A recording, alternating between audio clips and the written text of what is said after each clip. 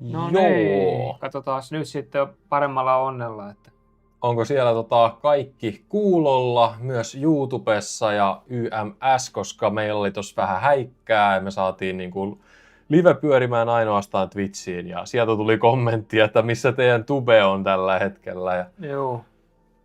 No perkule, kiitos Nirmo siellä. Varmistat, että asia toimii nyt ja näkyy siellä kaikille. Se on ihan hyvä, että meillä on joku siellä valvomassa tätä, että miten meidän softat täällä pelaa. Ja katsottiin, että se oli asetuksessa lyönyt sen automaattisesti unlisted, eli ei sen takia näkynyt. Ei sen takia näkynyt, että mä jotenkin oletin, että me ollaan laitettu ne automaattisesti ne meidän asetukset niin, että se on public. Joo, ja silleen tuossa surullista nyt, että tuossa kerettiin aika paljon jo höpistä kaiken näköistä ihan meidän kanavan muutoksista lähtien, että tulee pieniä niin kuin, ehkä tämmöisiä taukoja niin kuin aiheutuu justiinsa ulkoisista tekijöistä. Niin, kyllä. Tämä vuokrasopimus on päätetty tässä kämpässä, kun elämänkustannukset alkaa olla niin tuon lapsen kanssa, ettei laskusta selvitä, niin muutetaan nyt muualle välitilalimboon sukulaiselle asumaan yläkertaan, ennen kuin saadaan varsinainen uusi kämppää alle, että tuun sisältöä tekemään puhelimella vaihtelevasti sitten, ettei niin raskasti editoitua välttämättä tuu, mutta kyllä mä pyrin siinä sivussa seuraamaan, mitä ufoskenessä tapahtuu, mutta varmaan epävarmasti sisältöä on tulossa. Kyllä. Se on ollut siis pitkin meidän tämän kanavan historiaa, että varmaan epävarmasti. Joo, vaikka mulla oli tuossa viimeiset 3 viikkoa aika hyvä meno. Oi, nyt alkoi! Kato, nyt meillä alkaa täällä The chair may declare a recess at any time. Anna-Pauliina Luna alkoi puhumaan, niin lähdetään seuraan. This hearing is about the crimes committed by the Central Intelligence Agency against the American citizens and the decades of secrecy used to conceal them. The American people deserve. Kuuluuko hyvin sinne tämä video? The victims and their families deserve acknowledgement, and this Congress has a constitutional obligation to ensure that full declassification is not delayed any longer. Project MK Ultra was not a policy failure or an overzealous program that got out of hand. It was a deliberate, systematic governmental operation that subjected American citizens, prisoners, hospital patients, veterans, ordinary people to LSD, electroshock, hypnosis, sensory deprivation, psychological torture without their knowledge or consent. This went on for 20 years on American soil, funded by American taxpayer dollars and authorized by the very top of U.S. intelligence apparatus. This program, when it did end, the men who ran it did not cooperate with investigators. They did not come forward. They committed another crime. They destroyed evidence. The documents this task force has reviewed are unambiguous. In January 1973, the director of the CIA, Richard Helms, prepared to leave office. He personally ordered the destruction of MK Ultra records. The CIA official document in writing states, over my stated objectives, the MK Ultra files were destroyed by the order of DCI Mr. Helms shortly before his departure from office. A separate internal account confirms that Helms telephoned Dr. Gottlieb directly and instructed him to destroy, quote, all files pertaining to drug research and associated activities. Gottlieb compiled 4 people spent an entire day burning down 152 files. Then Gottlieb had his personal papers destroyed by his secretary before he retired. The head of the CIA-owned records center protested the destruction in writing, but he was overruled. Siis, oliko ne jatkanut niiden obstruction of polttamista justice. That is criminal destruction of federal records, and neither individuals were ever charged with a crime for it. Helms received a $2,000 fine for lying to Congress about an unrelated matter and collected his government pension until he died. Gottlieb retired in rural Virginia and wrote poetry. No one went to prison. No victim was ever formally compensated by the government for the harm that they caused. By 1975, the Church Committee and the Rockefeller Commission had already established through sworn testimony and the surviving 1963 Inspector General report that MK Ultra existed and that the CIA had run a program of human experimentation on unwitting Americans. The scope and detail of what we know today is largely because of an accident. In 1977, an archivist diligently complying with a FOIA request discovered 7 boxes of MK Ultra financial records that had been misfiled and escaped the bonfire. Those 7 boxes included the names of institutions, the name of subprojects, the researchers who participated, the specific operation that the CIA had funded, and without them, the vast majority of MK Ultra would only be a rumor, just as Helms and Gottlieb intended. Those 7 boxes revealed that MK Ultra comprised at least 149 subprojects, operated across more than 80 institutions, and involved 185 non-government researchers. They revealed that the CIA covertly contributed $375,000 to a hospital research wing, which was approved directly by DCI Alan Dulles, which Richard Helms concurrence, so the agency could use unwitting patients as experimental subjects in what their own documents called a hospital safe house. The CIA's Inspector General said in 1963 his classified report concluded that the program had exceeded the agency's legal chapter, and covert testing on unwitting subjects placed the rights and interests of U.S. citizens in jeopardy. The program ran for a decade that we know of, and they ignored their own watchdog. Let me be clear what I believe that we are dealing with here. Administering drugs to people without their knowledge or consent, subjecting humans to psychological torture, and using prisoners and hospital patients as non-consenting research subjects. These are crimes against humanity. The Central Intelligence Agency committed them, and then the director of the CIA was ordering the destruction of evidence. Today we will hear from 2 witnesses who have spent years unraveling the cover-up that our government ordered.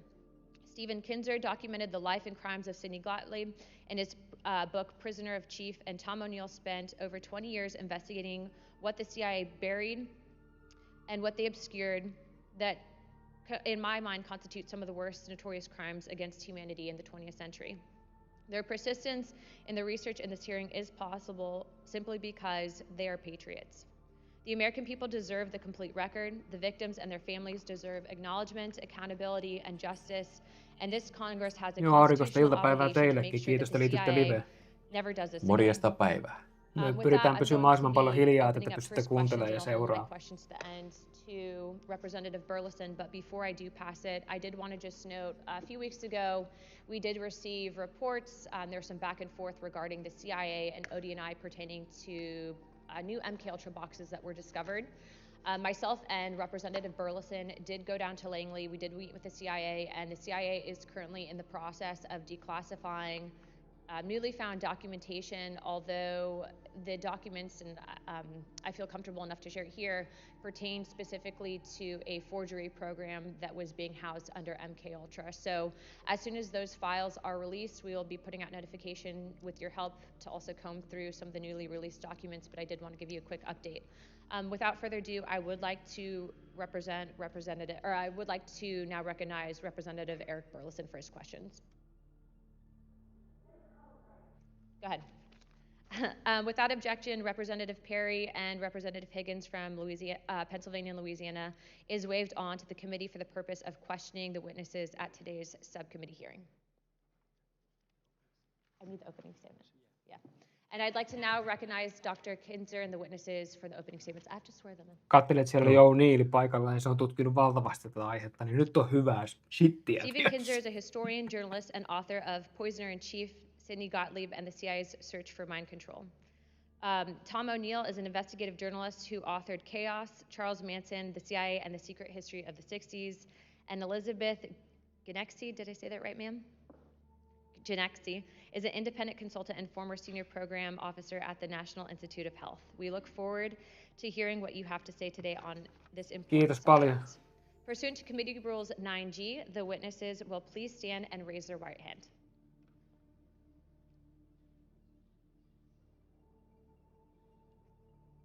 Do you solemnly swear or affirm that the testimony that you're about to give is the truth, the whole truth, and nothing but the truth, so help you God?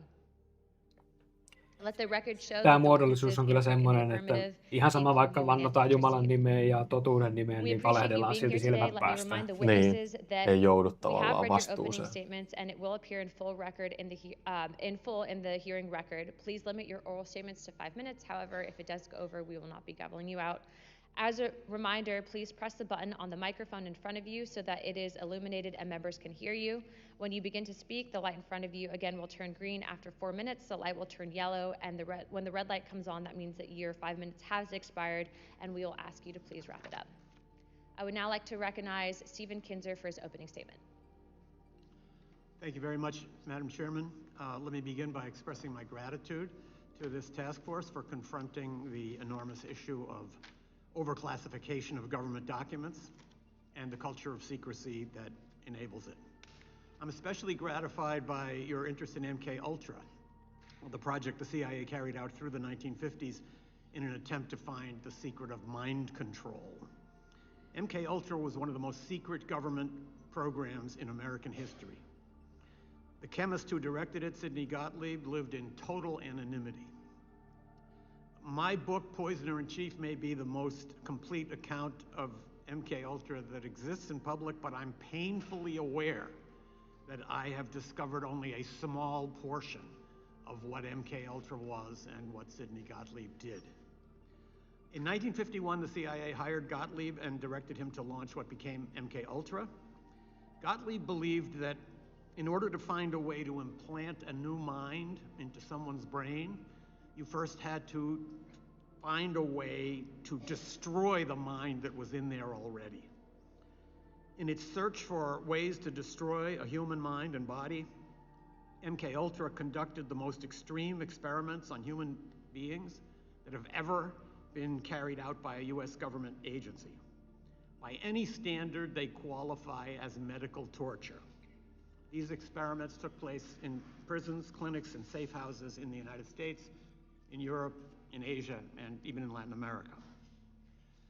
Officers of MK Ultra were authorized to travel to foreign countries, preferably those under formal or informal US occupation, and ask the local CIA station to provide them with expendables, human beings who would not be missed if they disappeared. Gottlieb had what amounted to a license to kill issued by the US government. Neither the number of MK Ultra victims nor the number of those who were experimented to death is known. Gottlieb, as a result of this license to kill, might have been the most powerful unknown American of the 20th century. Some information about MK Ultra spilled out during the 1970s, but senior CIA officers had intentionally let Gottlieb operate without supervision, so they were able to claim that they knew nothing about his excesses. This was a way for the CIA to deny its institutional role in MK Ultra and to portray it misleadingly as the product of one man's sadism or excessive zeal. Investigating MK Ultra is challenging because when Gottlieb and his mentor Richard Helms left the CIA in 1973, they illegally ordered that its records be destroyed. Soon afterwards, under DCI Stansfield Turner, a CIA analyst, as you pointed out, Madam Chairman, discovered a cache of MK Ultra documents hidden among financial records. Turner credited that analyst with doing a very diligent job of Sherlock Holmesing. That same diligence, I believe, could bring results today. One of the great mysteries of MK Ultra has to do with the death in 1953 of an MK Ultra scientist, Frank Olson, who had announced his intention to quit the project. His plunge from a New York hotel room was described in the press as the suicide of an Army scientist.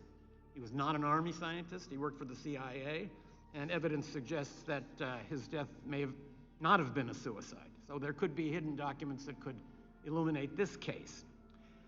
I would also point out that in addition to searching for unknown documents, this committee could do a tremendous service by simply asking for the end of redactions on the documents that we now have. There are reams of documents about MK Ultra that have heavy sections redacted. In the 1970s, this was justified by the argument that it had only been 20 years since these terrible things had happened and revealing details might affect national security. Now 70 years have passed. That argument can no longer be valid. So I would urge this committee to try to fill out all the blank spaces in the documents that we have, because we know that is there. This task force could also consider trying to determine whether some new incarnation of MK Ultra exists today. When the main phase of MK Ultra drew to a close in the early 1960s, Sidney Gottlieb concluded that it had failed. That in fact, there is no such thing as mind control. Even if he was right, however, he may have been right only at that time. In the many decades since then, there have been enormous advances in cyber technology, in artificial intelligence, in neuroscience. Covert agencies may have access now to tools for mind control that Sidney Gottlieb could not even have imagined. It may well have been true in 1963 that mind control is a myth, but whether it's still true is uncertain. And that question of whether mind control might now be possible under our new circumstances is something that has presumably occurred to scientists who work for secret services, including our own. This task force has a chance to connect the past to the future. A renewed effort to find MK Ultra documents from the 1950s and to fill out the redactions of those that have been released might shed new light on how the CIA operated during that period. It could also inform a new inquiry into whether any mind control projects are now underway inside the US security apparatus. That might help prevent the emergence of a 21st century MK Ultra that could be even more destructive than the original. Thank you. Thank you very much, Dr. Kinzer. I now recognize Tom O'Neill for his opening statement.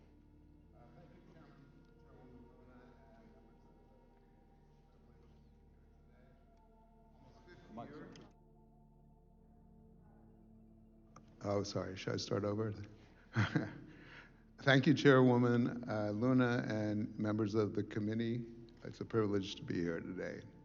Almost 50 years ago, the last congressional hearings into MK Ultra took place just a short walk from here in the Dirksen Senate Office Building. At those hearings, convened in August and September of 1977, representatives of the CIA told Congress and the American people that its 25-year effort to control human behavior had been a colossal failure. Because I believe Congress was never told the truth about what this program actually achieved. In fact, I believe the agency misled Congress in 1977 when it characterized MK Ultra as a failure. My name is Tom O'Neill, and in 1999, I accepted a magazine assignment to write a story about murders committed by a group of hippies called the Manson family.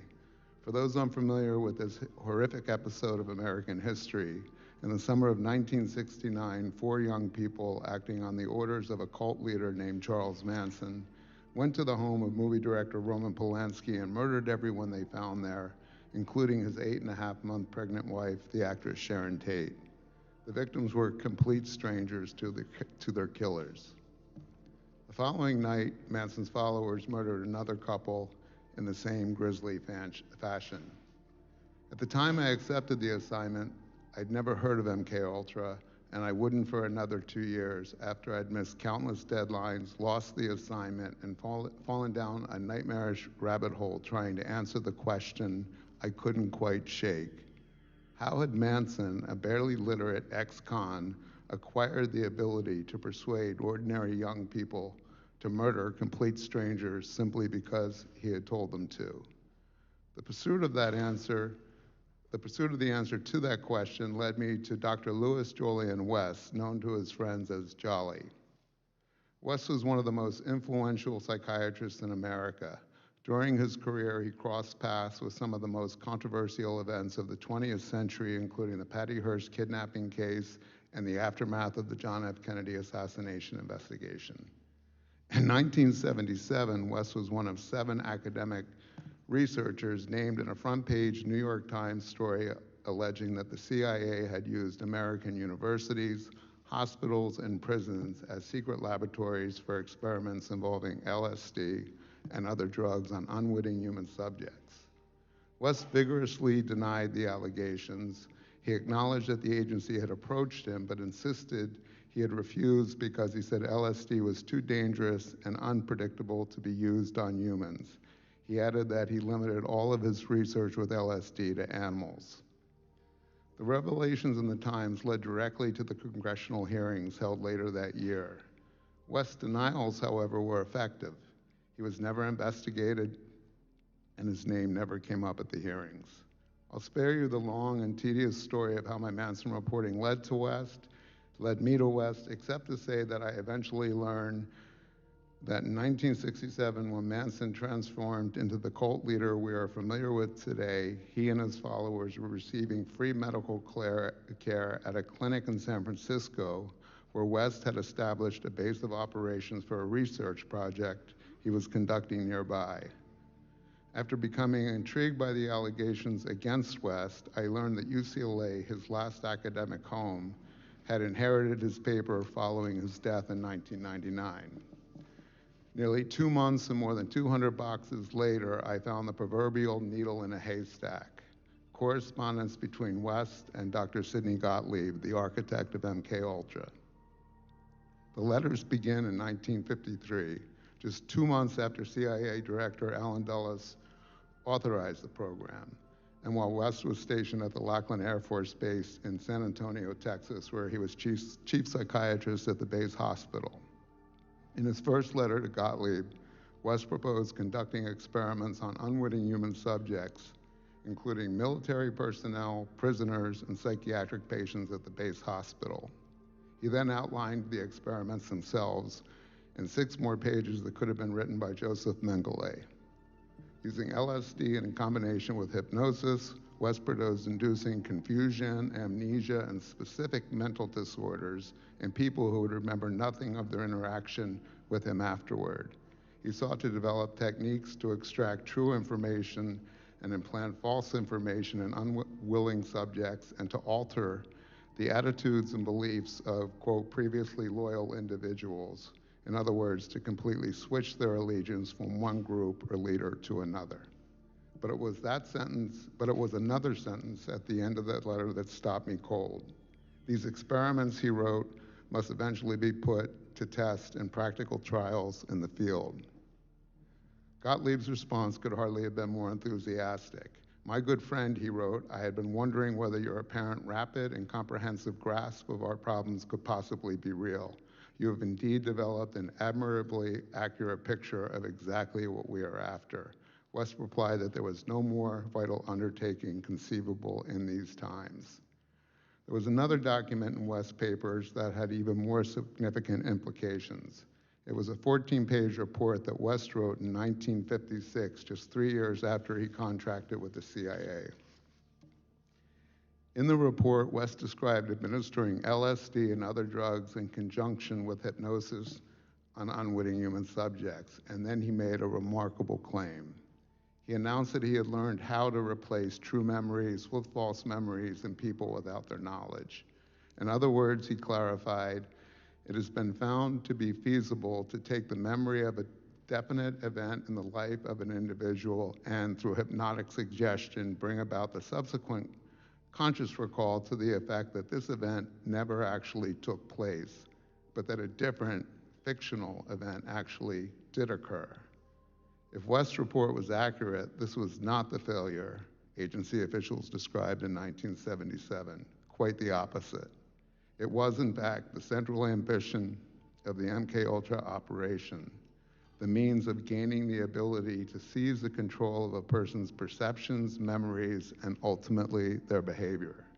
But there was still one more discovery, and this time I found it in the National Security Archives at George Washington University, the official repository of the CIA's MK Ultra records, which were released to Congress after the 1977 hearings.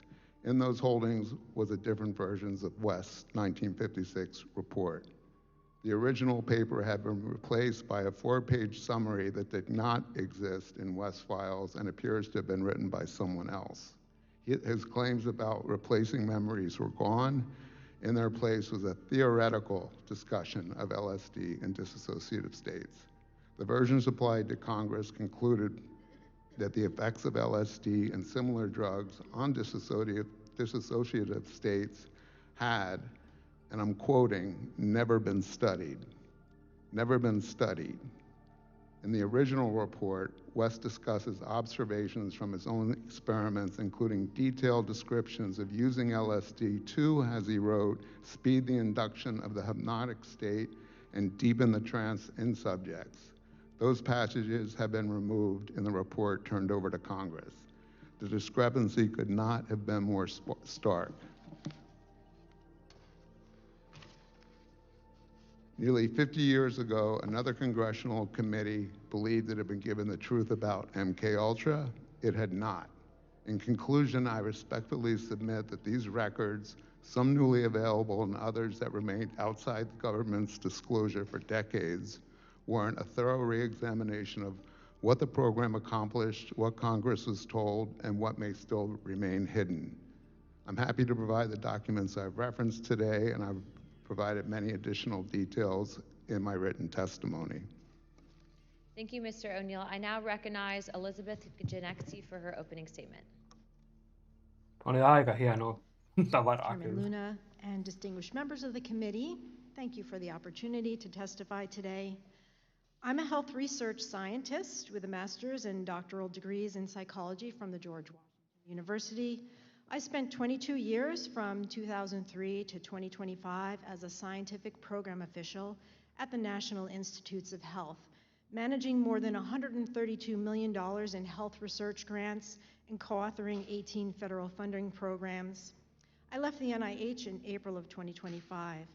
I'm here today because what is happening to NIH right now is not reform. It is the replacement of scientific judgment with political control.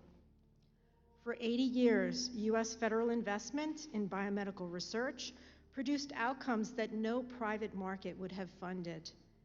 Heart disease is the leading cause of death in the United States.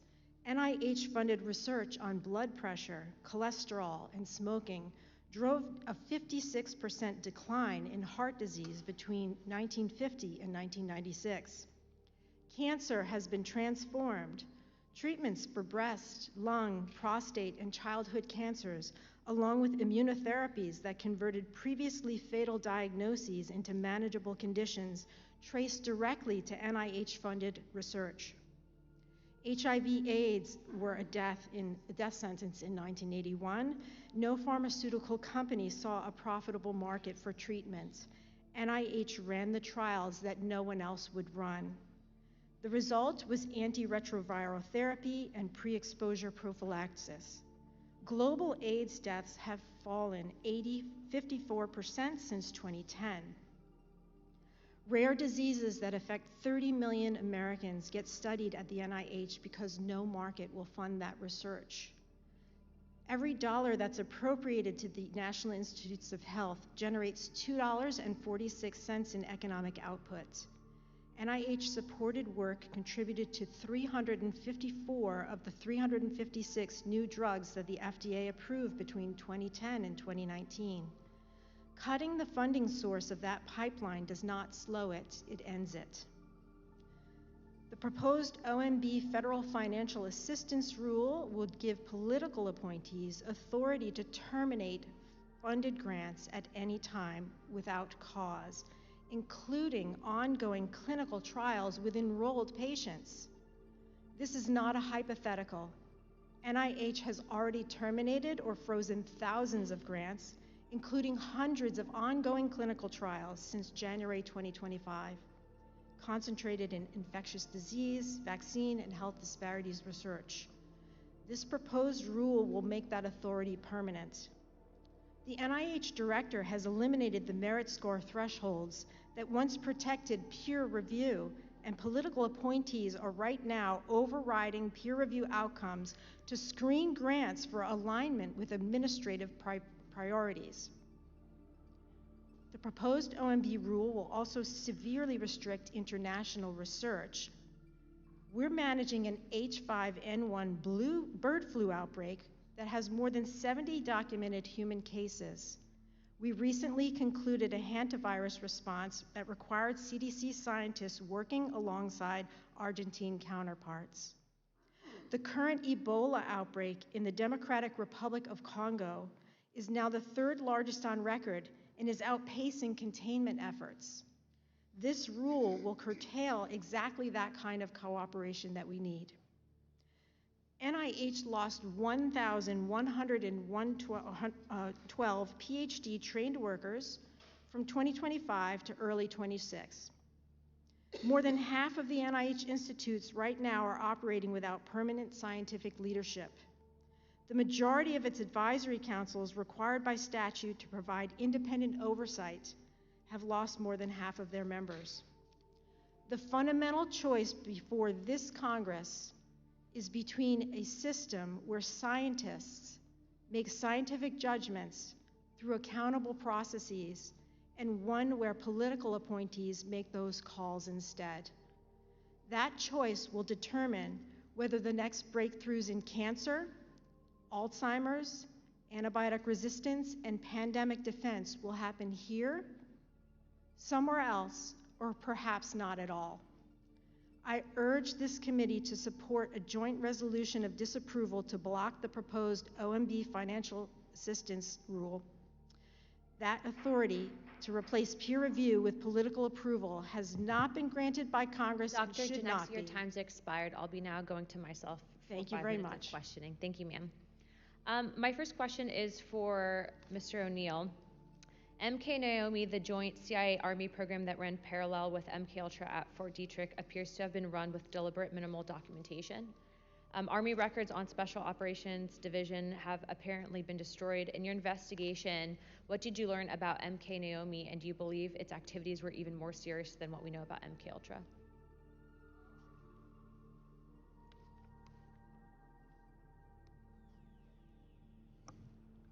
I'm sorry, I didn't learn anything about those operations. I kept my focus mostly on Dr. West and his work. I do know that the only reason I found the documents I found was because Dr. West accidentally left them in his papers, and he probably did that because he corresponded with Gottlieb under Gottlieb's assigned alias, which was Sherman Grifford, and he addressed all his mail to a post office box here under Foss Corporation. Thank So you, Mr. I'm just going to real quick go to Okay. Dr. Kinzer. Are you aware of anything that exists with MK and Naomi in your research? And if you could please press the button. My understanding of MK Naomi is that it was a joint project between the military and the CIA. And there's a big difference because the MK Ultra project was aimed at seizing control of the minds of individuals. The Army was interested in something different, which was trying to use biological agents in warfare against entire populations. So MK Naomi is the place where these two goals overlapped. And that was the 1953 Frank Olson death. Was that in a way tied to that from some chatter that we had seen in? Exactly what the motivation was behind the decision about Frank Olson, if there was such a decision, is unknown. My next question is also for you, sir. Operation Paperclip brought over 1,600 German scientists into the United States government after World War II, including individuals who had conducted human experimentation in concentration camps. The CIA and military were aware of their backgrounds and recruited them anyways. In your research, did you find direct documentation between Paperclip scientists and the development of MK Ultra's experimental protocols, specifically the use of mescaline, hypnosis, and sensory deprivation, which were techniques also documented at Dachau? Absolutely. Kurt Blome, who was the chief of biological weapons development for the Nazi government, came to work for the CIA. So did Walter Schreiber, who was the Surgeon General of the Nazi Army. I can just tell a brief story. When I was researching my book, I found what I think might be the first secret CIA prison or black site. It's a nice chalet in Germany. And the guy who now owns it took me into the basement. He said these were the cells where the MK Ultra officers, working side by side with Nazis, carried out those gruesome experiments, which were actually just continuations of the experiments that those Nazis had been conducting just a few years earlier right down the road. Just for timeline and clarification, these experiments were happening after the Nuremberg trials, correct? So the CIA would have known that these were crimes against humanity.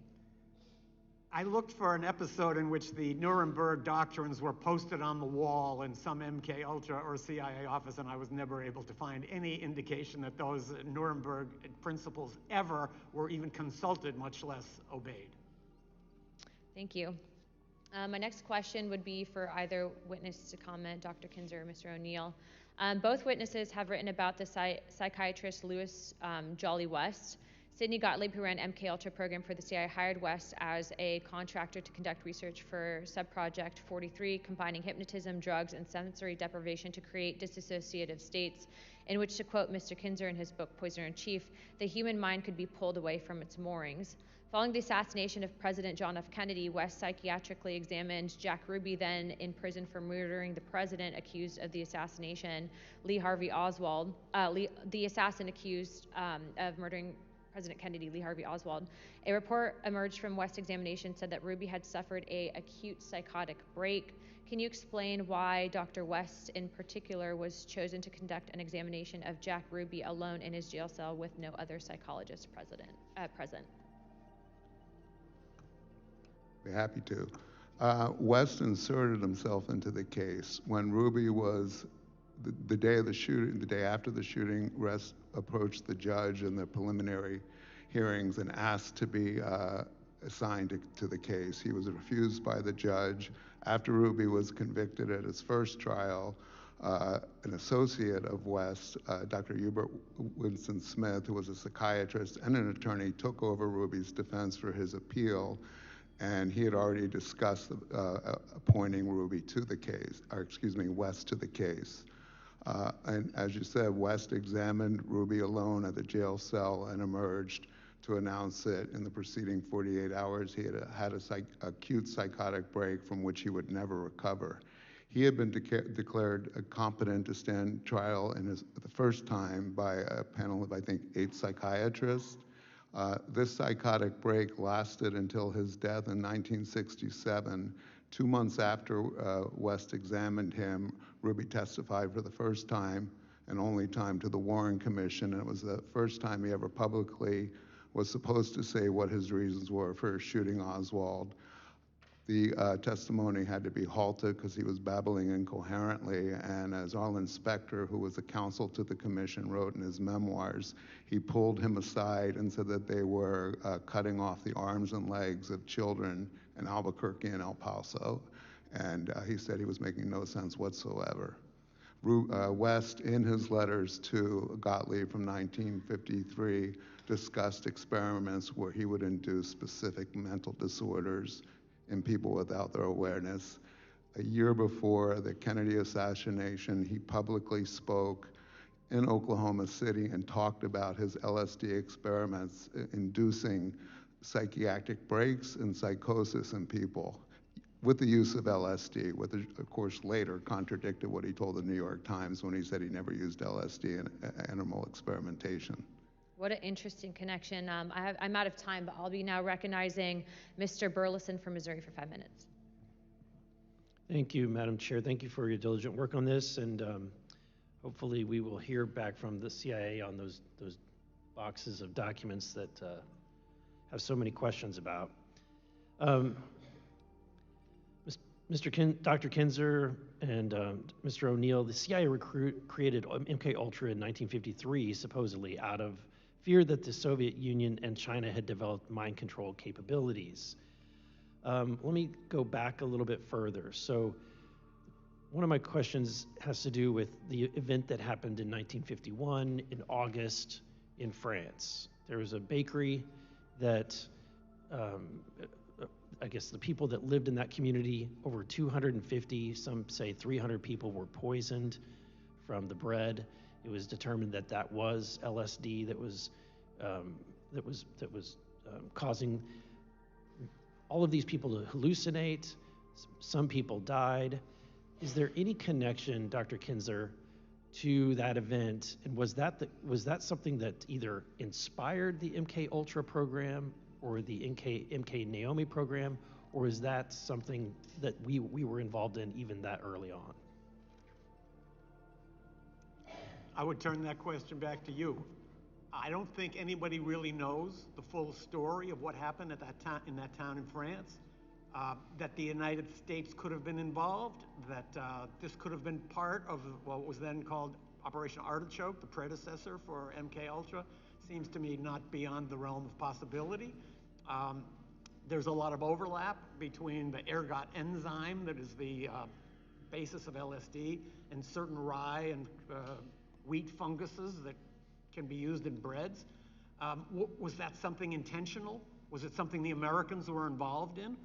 I have my suspicions, but just based on my background as a journalist, I don't operate on suspicions. So I would love to see more investigation of that episode. My next question has to do with once the program began. I think one of the most shocking things that we've determined is the Operation Midnight Climax that occurred in the early 1950s, 60s, where the CIA had safe houses. And there was, I would say, Dr. Kinzer, I mean, this is extremely disturbing behavior that was happening, where you had American citizens who were being lured into these brothels and then dosed with an hallucinogenic and then filmed during their sex acts. Was there anyone prosecuted for these crimes? No, there have been no prosecutions for any crime related to MK Ultra, as far as I know. To me, the remarkable aspect of that Operation Midnight Climax was that there wasn't even the pretense of scientific experimentation. The person watching behind the one-way mirror was a grossly overweight drug officer sitting on a portable toilet and drinking cocktails out of a pitcher. There was nobody there that was a scientist or somebody who understood sexual behavior or human psychology. So there was no science involved in it at all. I can add a little footnote. When I was researching Poisoner-in-Chief, I came across a document in which one of the officers involved in setting up that program, Operation Midnight Climax, said that Sidney Gottlieb himself used to fly from Washington out to inspect the project regularly and always asked that women be provided for him. So that was my next question. Do you think that the wonder, agents were involved in the sexual encounters? Well, and could that have actually been the reason why the bordello was opened? There was no prospect of any serious scientific result out of that project, given the personnel who were overseeing it. So those CIA officers, particularly Gottlieb, involved in overseeing Operation Midnight Climax, certainly were able to take advantage of what it offered. Thank you. And my last question, first I want to say thank you to Mr. O'Neill. The book Chaos, I checked it out from the Library of Congress and greatly appreciate your work there. I was intrigued by one of the statements that you made based on your research that the MK Ultra program, they were actually successfully able to replace memories.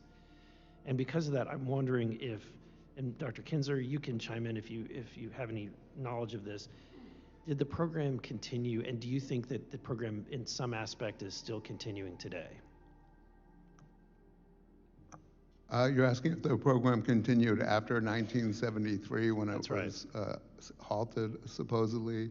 I honestly, that's a question I'm asked at almost every appearance I do. Is it happening today? Did it continue? I don't know. I can't imagine that it didn't, though, because the technology that they worked to establish over 20, 25 years and spent more money on than any operation the CIA had ever conducted was successful. I imagine it's being used. I have no evidence of it being used, so it's a complete assumption. I would just add that one of the letters to which Mr. O'Neill referred contains a quote from Mr. Gottlieb saying that these experiments were necessary, quote, in these times.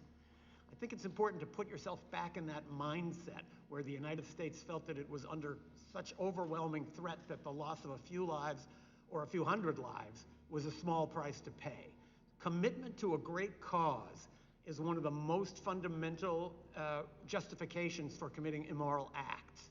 And patriotism is among the most noble of causes. it can be twisted and it can be used as an excuse to carry out research under the guise that this is simply research we're doing to protect ourselves against others. And I think that is a mindset that may still be active in some parts of our government. Thank you, gentlemen. Thank you, Madam Chair. My time has expired. I yield back. Thank you, Mr. Burleson. I now recognize myself. Thank you to the witnesses for coming today to testify about MK Ultra. Dr. Genexi, you said you worked for the NIH, is that correct? That is correct. And you left in 2025? That is correct. I noticed during your opening statement that you had nothing to say about the content of this hearing being about MK Ultra. Your statement seemed to be based more on your issues with this administration's attempt to reform and rein in the NIH. Is that a fair assessment of your opening statement? My opening statement was talking about the destruction of the NIH and cancellation of grants and political control of the NIH. Would you deny that the NIH had involvement in the funding of the Wuhan lab? I don't have any knowledge about any funding related to the Wuhan lab. So are you denying that the NIH? Nyt mun on ihan pakko puhua tähän päälle, että mitä ihmettä, mitä toi nainen täällä tekee, kun ei se puhu mitään MK Ultrasta. Wuhan labista ja lääketutkimusten rahoitus niin kuin kanavista. Niin. Fund cures and make health progress. Well, with all due respect, ma'am, do you find it ironic that for years we were told to trust the science, and then in the aftermath, we've all found out that most of what we were told during COVID was a complete lie, and it wasn't scientific at all? The number one thing that I think that we're doing to destroy trust in American science right now is canceling clinical trials. In the middle of those clinical trials, this does incredible harm to the patients who are receiving experimental treatments, and it really destroys the trust that we have in how do we recruit patients for future trials if they are knowing that their trials could just be simply canceled for political reasons. Right. I don't think anybody up here would deny that there's never been anything good that's come out of the NIH and that you guys have done some good work, but you just brought up trust. Do you think the NIH has a trust problem based on how they handled COVID? No, I do not. I think that the NIH is beloved by the American people because we know about the advances in human health and cancer treatments and heart disease and diabetes and all of the health gains that the research has produced. Well, I think you're wrong, ma'am. I think the public has a serious mistrust issue with the NIH. Do you deny that the NIH tried to cover up the origin of COVID? I'm not here to testify about that. That's not my area of science. I have No, mutta sä oot tullut sinne. Mä luulen, että tehdään Live MK Ultra-kuulustus, nyt puhutaan covidista. Joo, ja niinku ihmisten niinku luottamusongelmista niinku lääketeollisuutta kohtaan. What I'm more concerned about is what's happening right now to destroy the Biomedical Research Institute that has been the envy of the world.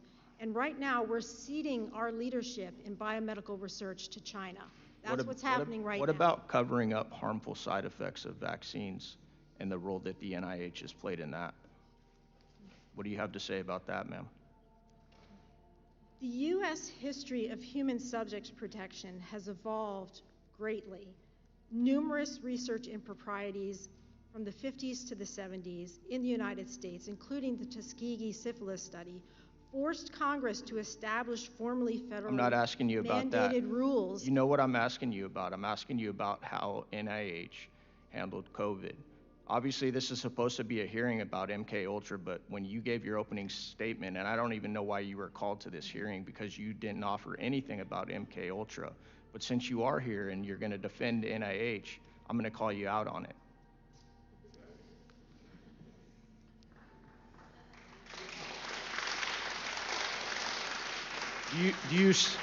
Do you see now what I'm talking about? When you say that the NIH doesn't have integrity problems and trust issues, did you hear the applause in this room?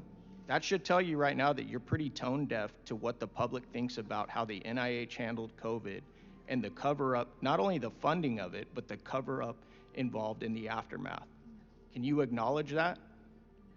I'm sorry, that's not my understanding. Siinä istuu kyllä yksi alien, joka ei ymmärrä ihmiskieltä. Joo, ei juman kautta. Thank you. Missä I maailmassa wanna, se elää, samassa kuplassa. Acknowledge Ms. Ehkä Boebert tämä on for the next round of CIA:ssä questioning. joku tämmöinen henkilö, joka on tultu heittää keskustelun kapuloita rattaisiin, viedään huomioon ja keskustelua pois MK two of Ultrasta. our witnesses who are here to actually talk on our subject here today. Mr. Kinzer, in your book, Poisoner in Chief, you describe how Project MK Ultra was authorized by CIA Director Alan Dulles in April of 1953 as an umbrella program for research into the covert use of biological and chemical materials for mind control and interrogation. What specific geopolitical and intelligence concerns, particularly regarding alleged Soviet and Chinese, quote, brainwashing and Korean War prisoners, drove this authorization? And how did Cindy Gottlieb's unique background and personality and worldwide view shape the program's direction and methods and ethical boundaries? Let me start by answering your second question about Gottlieb. He was a very different person from all of the other senior CIA officers of that era. Most of them came from silver spoon backgrounds. They went to the same prep schools and the same Ivy League colleges and belonged to the same yacht clubs and worked for the same law firms and international banks. Sidney Gottlieb was the son of Orthodox Jewish refugees from Central Europe. He had a limp. He had a stutter. He went to Hebrew school. He was so different from all of the other officers. And upon reflection, I think this may not have been an accident. I think that people at the CIA understood that whoever had this job was going to be doing some awful, terrible things that would be very bloody, that they might become known, and it might be necessary to blame it all on somebody. And they didn't want to have to blame it all on one of their own. So Gottlieb actually became the person on whom everything was blamed. In fact, when he testified in secret here in Congress in the 1970s, he complained that there were documents on which various signatures had been redacted, but his alone had remained. So is a way of diverting attention away from the institutional responsibility of the CIA and trying to blame it on one crazy person. As for the international situation at the time, I think it's very important to understand this because there is a sort of a parallel to today. The CIA misinterpreted several key incidents in the world, including those to which you referred, the trial of the Cardinal Mindszenty, and then in Hungary, and then the return of Korean War prisoners. Neither of those episodes really had to do with mind control, but in the CIA they were interpreted that way. And this gave the CIA a reason to pretend that its research was purely defensive. So I think when you consider the world situation and the sense in Washington that we're surrounded by enemies, that becomes a very dangerous environment. Conspiracy theories stem from the growth of the covert sphere. There's a great contradiction in American life that we pretend to uphold certain principles at home and abroad, but it's evident to many Americans that we actually operate in opposition to those principles. And we operate by secret and anti-democratic means. That contributes to suspicion of government. And the very existence of MK Ultra proves that some of the wildest fantasies about secret government research are actually close to reality. That makes the paranoid mindset seem ever more rational. Thank you. And I'm going to have to cut off several of my questions now, but that was very intriguing, so I wanted you to continue. MK Ultra ultimately encompassed at least 149 sub-projects involving more than 80 institutions, universities, hospitals, prisons, pharmaceutical companies, often funded through cutout foundations to conceal CIA sponsorship. Can you detail how these funding and operational security mechanisms worked in practice? And then just another subset, if I don't get back to asking a question, did the CIA or government or any of these entities ever say that what they were doing with MK Ultra and mind control were productive or for the betterment of humanity? Did they ever make those claims? Thank you. As for your second question, I'm not aware, other than in private communications, that the CIA ever claimed that it had made great advances under MK Ultra, because it largely denied that MK Ultra ever existed. As for the foundations, yeah, these are, Sidney Gottlieb created a couple of bogus foundations. They're called cutouts in CIA slang. And these are foundations that appear to be independent, but actually are fully funded and controlled by the CIA. It was those foundations that approached hospitals and clinics and asked them to become involved in research, particularly into LSD. So many of the institutions where these experiments took place did not even realize that those foundations were actually covers for the CIA. Thank you very much. And Madam Chair, I yield. Thank you. I now recognize Representative Mace from South Carolina for 5 minutes. Thank you so much. Dr. Janexi, you work with the NIH, correct? No, I am no longer affiliated with the NIH. When did you leave the NIH? April of last year. April of last year. Did you ever speak with Anthony Fauci or any of your NIH colleagues when you were there about the NIH's role in funding the Wuhan Institute of Virology or the development of COVID-19 virus? No. Do you believe that the NIH or Dr. Fauci lied to the American people about COVID? No. Are you familiar with Dr. Fauci's statements to Congress about COVID? No. You didn't watch any of Dr. Fauci. You worked at the NIH and you didn't watch any of Dr. Fauci's. No, I did not work at NIAID. Okay. Do you think that the COVID shots harm American citizens? No, I do not. Do you think that the COVID shots cause turbo cancers? No. Have you read any, do you know if the NIH or NIAID track COVID shot injuries or cancers or anything harmful from them? I am not aware of any harmful tracking, and this is not my area of expertise, no. What is your area of expertise? I'm a research psychologist, and I did not work at NIAID. And you're here for what reason? I am here to testify about what is happening to the NIH right now. You're not here to testify Toi about nainen ei MK kyllä Ultra? kuulu tänne yhtään. I am not an MK Ultra expert.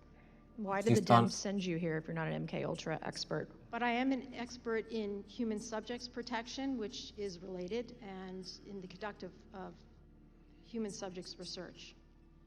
Jaas. Okay. But you don't know anything about MK Ultra, which is the purpose of this hearing. All right, so I have a couple questions for our witnesses who are here to talk about MK Ultra, and thank you, gentlemen, Dr. Kinzer and Mr. O'Neill. What are some of the worst abuses that you're aware of in the MK Ultra program? I can start by just naming, I'll talk about one in particular that always sticks in my mind. In the federal prison in Lexington, Kentucky, a group of African-American inmates was segregated and fed what were described in the protocol as double, triple, and quadruple doses of LSD every day for 77 days. Did they all survive? We have no idea what happened to them. This has stuck with me ever since I wrote that book. What happened to them? Did they ever find out what was given to them? Did they think they were going crazy? Did they? I think if the. Do you think we're still experimenting on prisoners or people in prison today? I don't have any information about that. Okay. I'm hoping there'll be another book about what's happening now. What are some of the worst abuses in MK Ultra? There were many. The Frank Olson case, which was referenced earlier, that was a murder. I don't believe that was a suicide. And the motivation was because he was going to be a whistleblower. He worked at the CIA, he worked in the development of biological weapons, and he was planning to go public. And announced that the United States government was using biological weapons in the Korean War.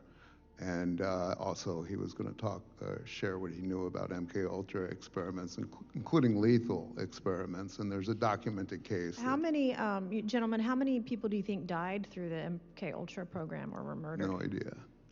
If those who died largely were outside the United States, many people were experimented to death in that safe house in Germany that I visited, and people in the neighborhood told me they knew what was going on in that house, and that people who were experimented to death are now buried in what used to be forest plots that are now covered over with Do you think the apartments. German government knew what the U.S. government was doing? Do you think there was a partnership there or knowledge? Yes.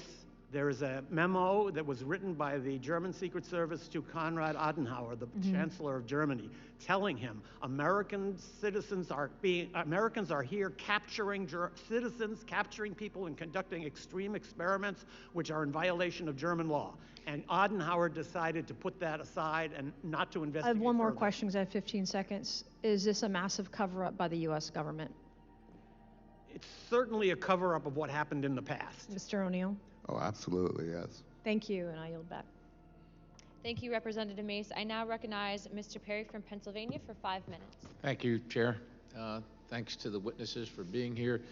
To Dr. Kinzer and Mr. O'Neill, I want to focus on the information that we do have and things of that nature. Do we know of, can you name the locations, say the prisons, the hospitals, other institutions, and the cutouts as you described, either one of you folks described them, that would be familiar to us or the American people? Can you name these? Yeah, if I could begin just by saying, at the end of the 1977 hearings, Senator Ted Kennedy and Senator Daniel Inouye, who were the co-chairs, demanded that there be an investigation to find out who were the perpetrators, where were the experiments conducted, and most importantly, to locate victims, compensate them, notify them, because many didn't even know they'd been experimented on, and give them lifetime medical care. President Jimmy Carter and Attorney General Griffin Bell said the federal government will begin an investigation. That never happened. Instead, the CIA created something called the Victims Task Force to investigate itself. It was a two-man investigation to locate victims, and they only looked for people who had been experimented on in the safe houses. They completely, because I interviewed both of them before they passed away, they completely avoided institutional experimental programs at the hospitals. And you're asking about the hospitals, the Oklahoma City Hospital, Lackland Air Force Base Hospital, the Lexington Addiction Center, which Dr. Kinzer referred to, the Holmesburg Prison, Vacaville Prison, universities all over the country, Yale, Ivy League universities. None of those records there was a criminal investigation was also supposed to start into Gottlieb's destruction of the records. That had been announced by the Justice Department. And I interviewed Griffin Bell and asked him what happened to all those investigations and what happened to all those efforts to locate victims. He said it just must have fallen through the cracks. So it was the DOJ that was supposed to investigate? DOJ, the Department of Justice, and they just kept passing it off and passing it off. Do you know if the DOJ in their investigation visited the places that you've named? No, absolutely not.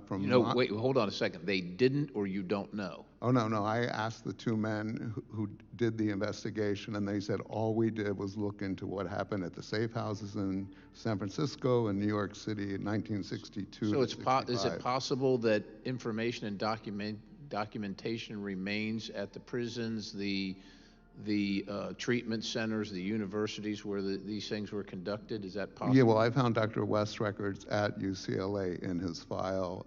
Hospital records are really hard to get because of HIPAA laws, and prison records, the Bureau of Prisons do have a lot. So yeah, it is possible there's still documents buried places. What were the average ages, if you know, of the people that were experimented on?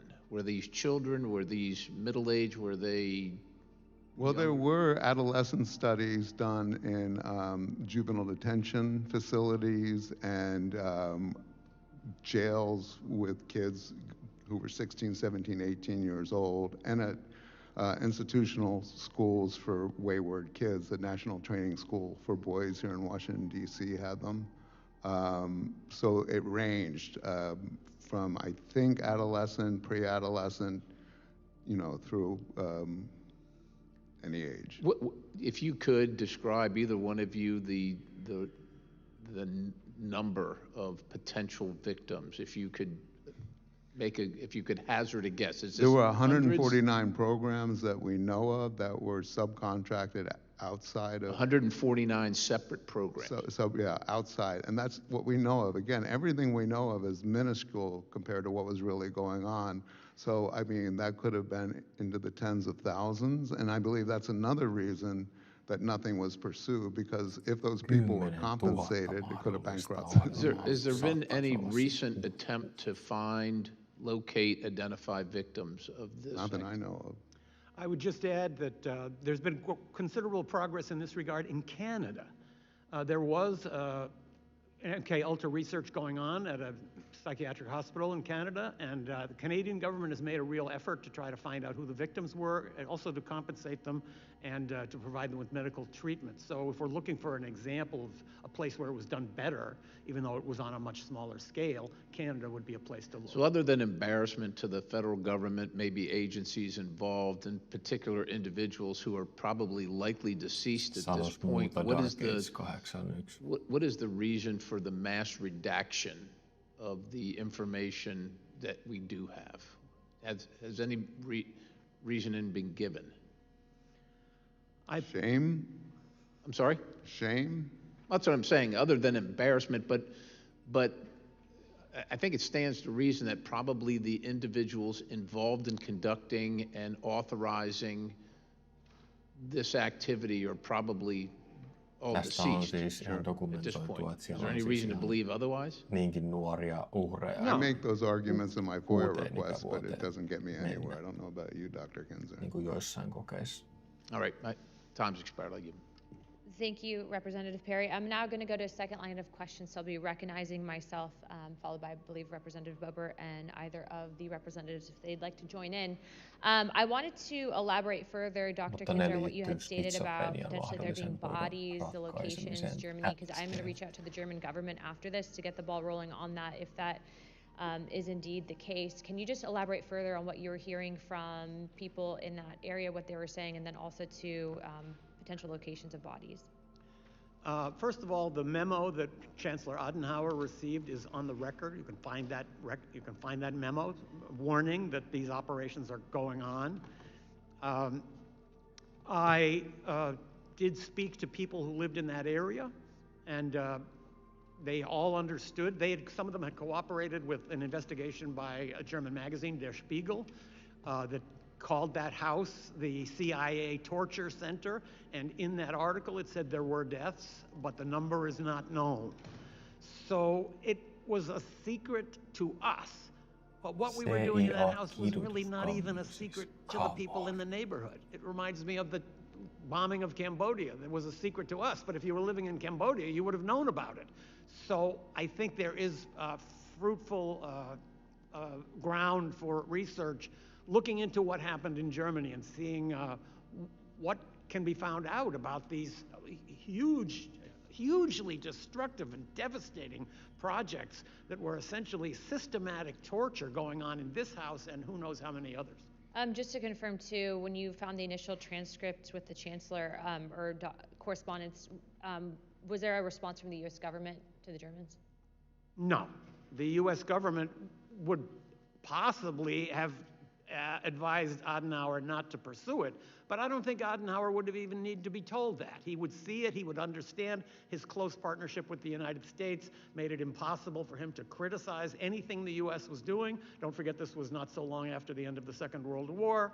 So no, there was no effort by the United States ever to reveal anything about what happened in Germany. And in fact, one of the FOIA requests that I made that was never fulfilled, and one that I would urge you to pursue, is what was Sidney Gottlieb doing during 2 years in Germany?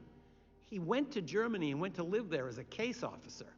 I was never able to find out what did he do during 2 years in Germany. There were huge numbers of MK Ultra experiments going on in Germany, including a number that were fatal. That would be a very interesting catch of documents to find. We will definitely be following up. My next question would be for either Dr. Kinzer or Mr. O'Neill. Declassified CIA records have revealed that officers deployed overseas have used USAID funding as an official cover, or USAID as an official cover for operational work that had Mä oon nothing to samaa do mieltä Aki with the Alkanen mission tosta, of että pitäisi USAID, kuulla i.e. niitä humanitarian uhreja, mutta aid, siinä on se medical relief, ongelma, etc. että kun In kyseessä some on cases, valtio, CIA niin siinä officers tulisi operated under oikeusjuttuja ja USAID cover maksuja siinä engaged kohtaa. in lethal activity in places such as Vietnam, running assassination missions during the war in country from 1965 to 1975. And since MK Ultra seems to have found its origin in drug experiments conducted on prisoners overseas, and first by the SS in Nazi Germany and then by US intelligence in camps captured from the Germans, do you believe that USAID may have been used overseas to further influence or further the MK Ultra, for example, on prisoners of war? Since part of USAID's mission was to administer drugs to the poor and needy populations, would the organization have abused its mandate by poisoning foreign populations or creating disassociated states for interrogation or torture? I can't speak directly to AID, but it's certainly true that during this period, after the Second World War, the United States was using publicly announced and official U.S. government agencies to carry out covert action. We now know, for example, that 5% of all of the money appropriated for the Marshall Plan was diverted for covert activities. A number of U.S. agencies were used as cover by covert operatives, and that AID could have been one of them sounds very likely to me. And the NIMH admitted to allowing itself to be used for covert funding of MK Ultra experiments in the 1970s when the operation was disclosed. Thank you. I now recognize Representative Burchett for 5 minutes. Thank you, Chair Lady. Thank you all for being here. I remembered when all the talk about MK Ultra broke, and then they were talking about lawsuits, and there were lawsuits, and the CIA and the federal government said that this didn't exist, and then they came back and said, well, it does exist, and then, but we're not doing it anymore. I guess my question to y'all first is, which lie do we believe? Because, thank you. Obviously, there was an open bar before this thing started, so thank y'all. But Dr. Kinzer? Hit your mic, brother. You're not on the mic. It's an old CIA trick. I'm just kidding. I put myself in the place of one of those senior CIA officers, and I'm thinking to myself, like the ones back in the 1950s, well, other people must be doing this. We'd be falling behind if we don't do it. And nobody's looking over our shoulders. And that, I think, is your job. So I think there is a definite air of urgency and total secrecy. If any current research is going on, and if it's conducted in any comparable level of secrecy to the original MK Ultra, it's very deeply secret. But one thing you said, though, it's going to be hard for Congress to act when they're so dadgum compromised. Let's just be honest. I mean, y'all are in the business of twisting ears and telling us things that we've done, and that sways a lot of people up here. Somebody doesn't want to wreck a marriage or their business or lose this glamorous job that we have. And so I suspect that has a lot of play into it. Sorry to interrupt you. I apologize.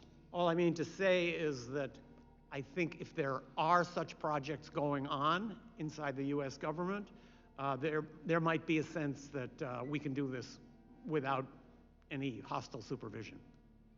What are the possibilities that what we've learned in MK Ultra, now that it has advanced so much to algorithms and the computer and getting to loners, that some of these loners could, through this just mass propagation of whatever you're doing, could cause someone to maybe take a shot at a president?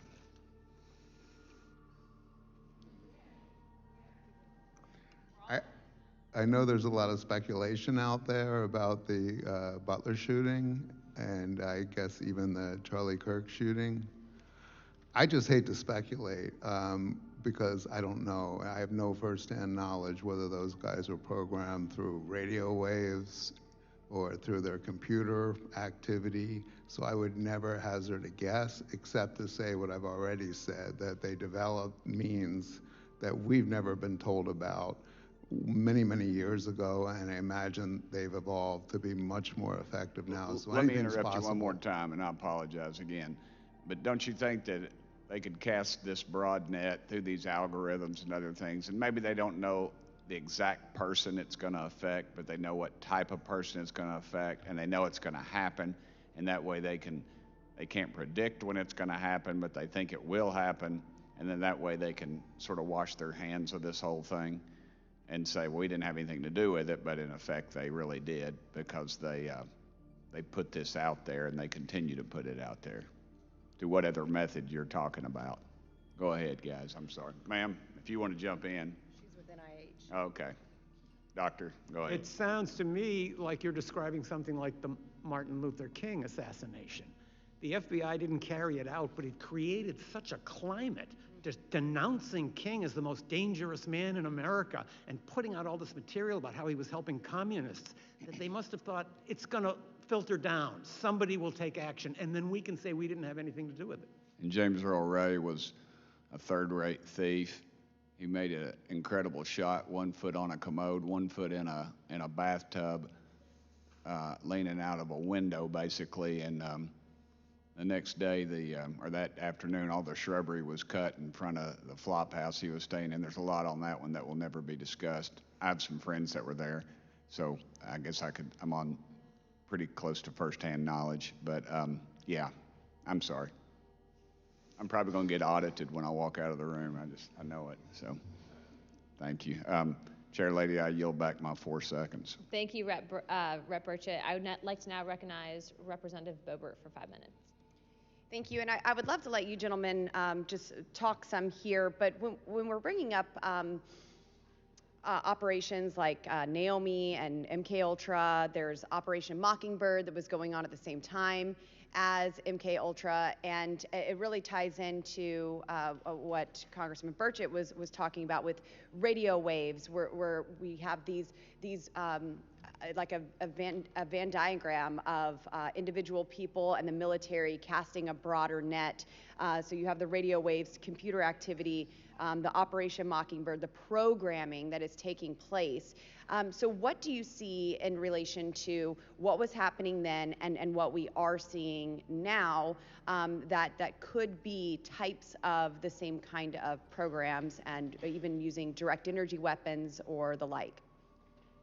Mr. O'Neill, you can begin. I would just like to say one thing. There was an objective outlined in the early proposals for MK Ultra to do experimentation to see whether they could do mass conversion, convert entire populations. I think that had something to do with the France incident that you were talking about earlier. Again, today it's all speculation, but back then, they were trying to use psychological means to see how you could influence people's thoughts. And Mockingbird played into that, which, if people don't know, that was where they had CIA assets or co-opted people in the media who would write basically propaganda and try to control the thoughts and beliefs of the population to what the CIA needed. And is it still going on today? I would be surprised if it wasn't. Sure, I think we saw it even during COVID with all of the NIH funding that went to COVID and the Wuhan lab and then everything that came out of that, trying to make people believe in something that wasn't there. Dr. Kinzer, do you have anything on this? I would say only that in the modern age, maybe radio waves and drugs are not necessary to control people's minds. We have such a great advertising, propaganda, press, social media collaboration, that certain opinions are marginalized and real debate is frustrated because people are not given access to full amounts of information. So that's a way of controlling the minds of populations that doesn't even require sophisticated electronic or psychopharmacological means. Anything else you'd like to add for our next 2 minutes here? That we haven't, maybe you have answers to questions we haven't asked. I would just like to reiterate something that I said in response to your earlier question, and that is that there's a reason why conspiracy theories are so widespread in America. It has to do with the disassociation between what we say we are and do and what we really are and do. This has become more and more clear to more and more people. Therefore, they're suspicious of nefarious dealings by the U.S., and they're also suspicious of other things that aren't nefarious at all. But there's just this mentality that is created by the covert sphere. And that is what makes people realize that things that used to seem really far-fetched are not so far-fetched after all. Yes, well, you know, Congress, we create these agencies and we even provide their funding, we appropriate that funding, and then they come before us often and are too big to even answer simple questions that we have and be held to account. So it does cause for a lot of deceit, a lot of doubt in the American people, and certainly within us as members of Congress when these agencies refuse to answer to us, the branch of government that actually creates them and provides their funding, and then of course the American taxpayer whose money is being stolen to fund all of their programs and agencies. So I think that would be another reason how these conspiracy theories grow, because government has grown so big it won't answer to the people. Maybe they just think the people are too dumb to understand, but certainly we want to get answers to the people, and I appreciate you gentlemen for being here today. Madam Chair, I yield. Thank you, Representative Boebert. Representative Burleson, do you have any further questions? Okay, I now recognize Representative Burleson for 5 minutes. Mr. O'Neill, going back to Charles Manson and the Helter Skelter incident, can you explain how in the world someone who is an illiterate musician that seemed to be not exactly the brightest person somehow became a cult leader and was able to, you know, inspire all of these individuals to do crazy things? Unfortunately, I spent 20 years trying to find out how that happened, and what I was able to prove was that from the moment Manson was released from federal prison in 1967, he violated his parole, went to the Bay Area without permission, and was immediately put under the supervision of a federal parole officer who basically gave him leniency as he gathered his group of followers, gave them drugs, dominated them, turned them into more or less subservient robots who would do anything he said. All that happened under the watchful eye of a parole officer named Roger Smith, who was also doing drug research at the same clinic that Jolly West had set up his operation to recruit subjects. All the way until 1969, when Manson finally ordered the murders that he was later convicted of, he had been arrested repeatedly for escalating crimes, beginning with petty thievery, stealing cars, and then rape, attempted murder, drug possession. Each time, not only wasn't he prosecuted, his parole wasn't violated. So the federal government, in some capacity, enabled him to do what he did and flourish until these crimes happened.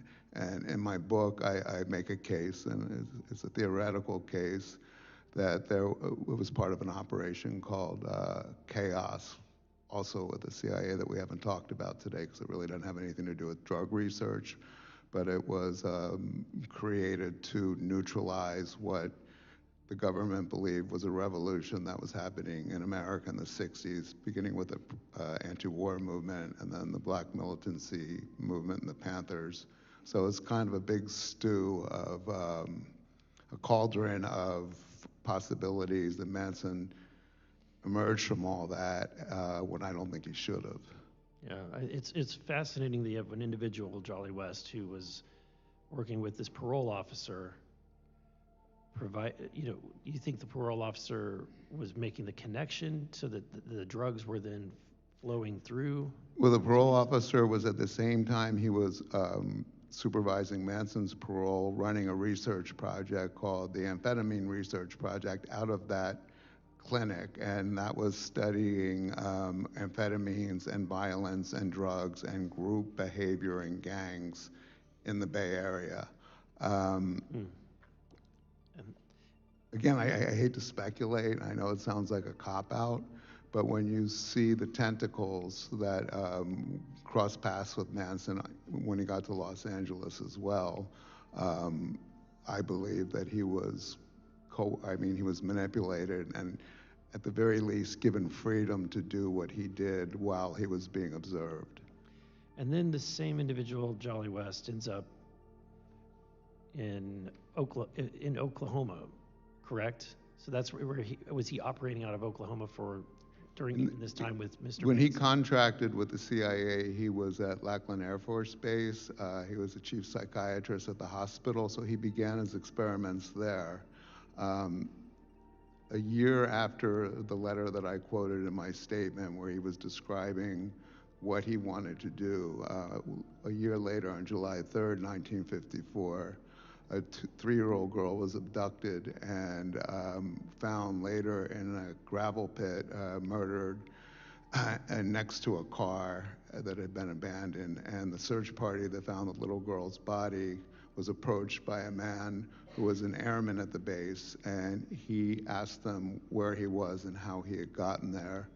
He was arrested for the murder and described by the military officers who had him in custody as being in a trance or dazed. He didn't have any drugs in his system. He didn't recognize his wife when she was brought to see him. And at his trial, where Jolly West was his advising psychiatrist who examined him, Of course. it emerged that he had actually been being treated at the hospital at Lackland in an experimental program to cure his chronic debilitating migraine headaches, and he was executed 4 years later. And then years later, he ends up volunteering to handle the Jack Ruby. West does, yeah. Right. Thank you. Thank you, Madam Chair. So just before we wrap up, is it in your expert opinion that Jack Ruby and Kuulostaa ihan Manson were sähköshokkihoidolla, assets millä of the kun intelligence on agencies uudelleen specifically pertaining to asetettu MK Ultra? muistot. Were they MK Ultra victims? Yeah, theoretically, Manson, I've never been able to prove absolutely. Jack Ruby, I believe, this is something else. The Warren Commission investigation, on the Warren Commission was Alan Dulles, the former CIA director, who authorized and ran MK Ultra until he was fired by President Kennedy. The liaison to the committee for the CIA, who handled the information coming from the CIA back and forth to the Warren Commission, was Richard Helms, who was a direct supervisor of Jolly West. They knew who West was. They knew that what West was capable of and what they had paid him to do and what he had reported to them that he could do, including inducing mental disorders in people. That was never disclosed to the commission as far as anyone knows. So I believe that West was put in there to keep Jack Ruby from telling his story. Wow. In closing, I just want to thank you all for being here today, and we will be following up, Dr. Kinzer, on your request to fully redact. I'll be following up personally with the director of the CIA, the MK Ultra files that we do have. Also, as I noted earlier, there will be more that will be declassified, specifically pertaining to newly found records that were located in what we were discussing earlier. I did also want to just state that, for the record, in regards to what statements were made earlier regarding the German government, we will also be following up on that. If there are indeed people that were victims of this that have been buried, we would like to know who those people are and who their families are as well, in order to correct the historical wrongdoings of this government. Without further ado, I would like to state that all members have 5 legislative days within to submit materials and additional written questions for the witnesses that will be then forwarded to them. If there are no further business without objection, the task force stands adjourned. Jaa, oliko se siinä? Olikohan siinä? Jaas. Mä oon tätä pidempi setti olisi ollut, mutta eipä siinä ruvettiin jankkaa vähän samoja juttuja, että ei osattu vastata kysymyksiin. Joo, ja kukaan ei oikein nyt halunnut enää kysellä siltä naiseltakaan mitään siellä. Se oli hyvin... Hän oli hukassa, hän oli väärässä paikassa kyllä selkeästi. Joo, että... mä tiedän, varmaan oli mielisairas sitten, että oli eksynyt väärään saliin. Sä oot bro tuossa pienemmässä ruudussa aika siellä, mitä tulla tänne me. Joo, tää on näitä. Mä oon varmaan nojaillut puolet lähetyksistä siellä varjoissa, mutta mä oon se, joka täällä ohjailee. Joo, ohjailet varjoista.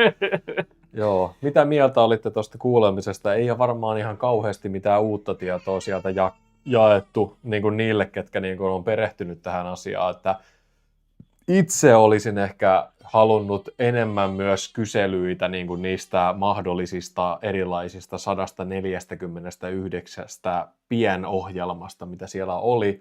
Ja ehkä joku villi kysymys vaikka Project Monarkista, että mitä tavallaan tietoa näillä osallisilla olisi siihen nähden. Ja sitten myös ehkä joku asiantuntija olisi ollut kiva saada tähän vaikka puhumaan siitä nykyteknologian mahdollisista implikaatioista, mitä niin kuin tämä MK Ultra voisi niin kuin tänä päivänä toimia. Joo, ja kun mä tuolla XM-maailmassa pyörin, että on semmoinen disclaimeri, että siellä kaikki asiat ei ole totta, mutta sinne oli joku postannut patentin AT&T:ltä. Se on tämmöinen verkko-operaattori Amerikassa, niin 6G:stä ja 7G-teknologiasta pystytään hallitsemaan nanopartikkeleita etäältä, jotka voivat tuhota kudosta ja voivat parantaa kudosta. Ja miten sanotaan, että kiihdyttää aineenvaihduntaa, hidastaa aineenvaihduntaa ja tällaista kaikkea kivaa pystytään etäältä tekemään ihmiselle. Ja siinä oli niitä vaihtoehtoja. Tämä voidaan antaa ilmateitse, tämä voi antaa juomassa ja tämä voidaan pistää piikin kautta. Joo. Niin. Ja sitten kun erilaisia ainesosia, kun meillä tietysti on niin kuin meidän kehot on tosi monimutkaisia ja meillä on niin kuin lukkojärjestelmiä ja muuta, että tietyt ainesosat ei pääse esimerkiksi liikkumaan vapaasti niin kuin jonkun kudoksen läpi. Esimerkiksi vaikka alkoholin tavallaan tuottama tämä tämmöinen kuivattu darratila, niin siis se aktivoi sitä, että niin kun pöpöt pääsee liikkumaan tuolta, niin kun suolistobakteerit pääsee vähän vääriin paikkoihin, niin sit siitä tulee niin kun näitä tämmöisiä sitten vatsaoireita ja muita niin kuin huonovointisuutta ja muuta, niin että esimerkiksi toikin, että nanopartikkelit ei välttämättä niin kuin vaikka ruiskun kautta laitettuna vaikka kehoon, niin ei välttämättä pääse esimerkiksi aivoihin, ellei ole joku ainesosa siellä mukana, joka avaa ne pääsyt. Niin, kyllä, tiet kyllä. Sinne. Mutta jos sitä ajatellaan sen armeijan haluja, niin kyllähän tuommoinen teknologia on niin kuin älyttömän voimakas, jos sä pystyt esimerkiksi lentokoneesta nanopartikkeleita vetää ilmakehää ja se kansa hengittää niitä sisäänsä ja sinne on vaikka asennettu jo valmiiksi joku käskytoimenpide, jonka voidaan aktivoida etäältä. Niin, ja sitten on se 6G-tornit on sinne luotu, niin sitä on helppo sitten kontrolloida sitä kansaa ja vaikka kaataa hallitukset sen mukaan, kun ei Amerikka tykkää. Niin, no esimerkiksi aika hurja toi niinku toimintamalli. Ja mä ajattelin sitä, että noi ei keskittynyt niihin erilaisiin niinku, testeihin, mitä niinku MK Ultrassa oli niinku kauhean syvälle. Mun mielestä tää oli niinku aivan siis tosi huono. Siis typerä tää niinku suorastaan tää kuuleminen. Tosi pliisu. Tuotiin vaan se esille, että tämmönen on vähän niinku muistutuksena tästä tämän salatun asian niinku olemassaolosta. Ja varmaan oli enemmän pääpointtina, että hei, meillä on lisää niinku dokumentteja, mitä kukaan ei ole vielä nähnyt, mitkä ne tuo julki sit jossain vaiheessa. Niin, se on tietysti kiinnostavaa. Mutta... Niin, peruskiffeissä, että mennään taas niiden suljettujen ovien taakse ja kukaan ei saa tietää niistä, mitä siellä puhuttiin, mutta sitten Birchtit tulee, että I heard in a skiff that there's a horrible things that happens back doors. Kyllä, takahuoneessa tapahtuu. Joo. Saunan takana takahuoneessa. Joo, aina on sillä tavalla, että se vähän niin kuin laskee fiilistä, että niin kuin tavalliset kansalaiset ei pääse niin kuin kuulemaan näitä asioita. Mutta semmoinen porukka kirjoittaa kommentteihin, että onko nämä tällaiset livet hyviä, että jos jatkossa tulee näitä Oversight Committee, vaikka UAP- tai UFO-jutuista, niin vedetäänkö tällaista liveä? Jotkut niistä saattaa olla aika pitkiä, ketä perse homehtuu penkissä. Niin... Joo, mulla itsellä vaan se, että tämä on vaikea konsepti, kun haluaisi puhua, haluaisi reagoida, sitten joutuu olemaan niin sanotusti turpa ummessa tässä. Joo, ja kun me ei vielä tiedetä sitä tyyliä, että meillä on joskus niitä live missä me höpötellään, niin siellä on niitä kommentteja, että miksi te höpöttelette koko ajan, että turpa kiinni ja antakaa videon kuulua. Niin siis se on tietysti, että noi asiat ei mene läpi välttämättä, kun siis puhutaan päälle. Se niin on kyllä just sen näin. ymmärtää. Mitäs siellä valkopesu vaan, ja Bridget on mun mielestä... No vähän vaikutti siltä, ja Bridgetistä kanssa sitä mieltä, että se kaveri tuntuu tietävän, ja se puhuu hyvin, ja sillä on sitä huumoria siinä mukana, niin se puhuu tavallaan sille tavalliselle elämäntallaajalle. Mulla itsellä vielä siis palatakseni noihin niin kuin MK Ultra-kokeisiin, mitä olisi ollut siistiä, että ne olisi avannut tuossa oikeasti konkreettisesti, että mitä siellä oli, niin siellä esimerkiksi oli tämä, mistä mä alussa puhuin, mikä mua kauhistutti, oli ne sähköshokkikokeet, mitä niin kuin ne harjoitti tuolla. Just se, että ne sai selville sen, että me pystytään, kun oli siis tämmöinen skitsofrenian hoitokoe, missä siis tämä niin kuin palkatut tiedemiehet ei tiennyt, että ne oli niin kuin CIA:n palkkalistoilla ja se niin kuin tarkoitusperä ei ollut niinkään tavallaan hoitaa skitsofreniaa, mitä ne oli tullut sinne hoitamaan, vaan heidän tehtävänä oli selvittää niin kuin sähköhoitojen kautta, että miten tavallaan voidaan saada kohde unohtamaan asioita. Niin, kyllä. Niin ne oli onnistunut siinä. Ne oli saanut niin kuin ihmisiä niin kuin unohtaa niin kuin elämäänsä ja kaikkea niin kuin ihan niin kuin 25 vuodenkin ajanjakson. Mutta siis siinä oli myös niin kuin valtavia myös fyysisiä ongelmia, kuten ne unohti myös, niin kuin, että miten pitää rakkoa esimerkiksi. Ja siis sekoitti niin kuin tavallaan toimintaa siihen malliin, että niin kuin siitä oli niin kuin pitkä matka palautua niin kuin toimintakykyiseksi, mutta siis osittain onnistui periaatteessa. Niin, kyllä. Ja se Midnight Climax, niin sehän on ihan hirveä, että niin raukat miehet menee bordelliin ja ajattelee, että tänään saadaan se semmoinen perusklimaksi, mutta sitten se työläinen poistuu huoneesta ja sanoo, että hänen täytyy käydä pissalla, niin yhtäkkiä sä hengittelet sisään LSDtä ja saat aivan sekaisin. Läpinäkyvään seinän läpi siellä tutkija katsoo, miten se apina nyt siellä häkissä reagoitte. Joo, mä itse ajattelin just tuossa niin tuon keskustelun aikana, että se saattoi olla honeypot-operaatio silleen, että siellä saattoi olla myös vaikutusvaltaisia tyyppejä niin kuin asiakkaina ja sitten niiltä testattiin, että kuinka tavallaan yhdistettynä tämmöinen niin kuin LSD plus sitten tämä tämmöinen niin kuin, viettelyoperaatio siihen, että kuinka saadaan niin kuin suut löysäksi ja puhumaan vähän asioita, mitä ei niin kuin pitäisi sanoa ääneen, niin siinä oli ehkä semmoinen, näin mä epäilen. Niin. Mä en ymmärrä, että minkä takia se tarvii olla kuin LSD-ksi. Yhtä lailla, jos sä juotat jonkun tosi humalaa, niin se alkaa puhumaan.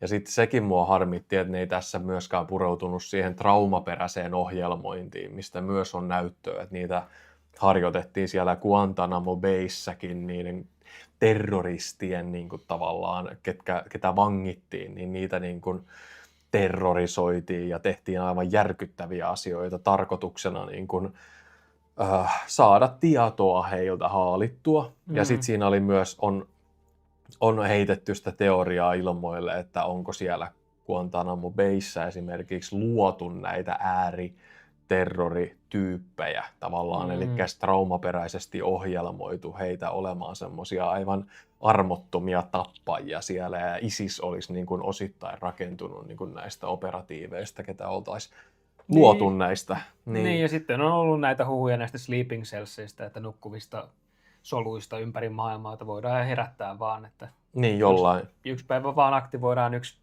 hullu ostoskeskuksessa. Että se on ihan järkyttävää ajatella, että tällaista voi olla, mutta olihan siinä, kun sä puhut niistä lilipädeistä, että ympäri maailmaa on näitä tällaisia amerikkalaisia niin kuin sotatukikohtia, salaisia niin kuin sotatukikohtia siellä täällä, ja mitkä niin kuin, siis FBI, semmoinen, mä en muista sen tyypin nimeä, koska älyttömän huono nimimuisti, mutta on ihan haastattelussa puhunut siitä, että niitä lilipadeja, niitä sotilastukikohtia käytetään siis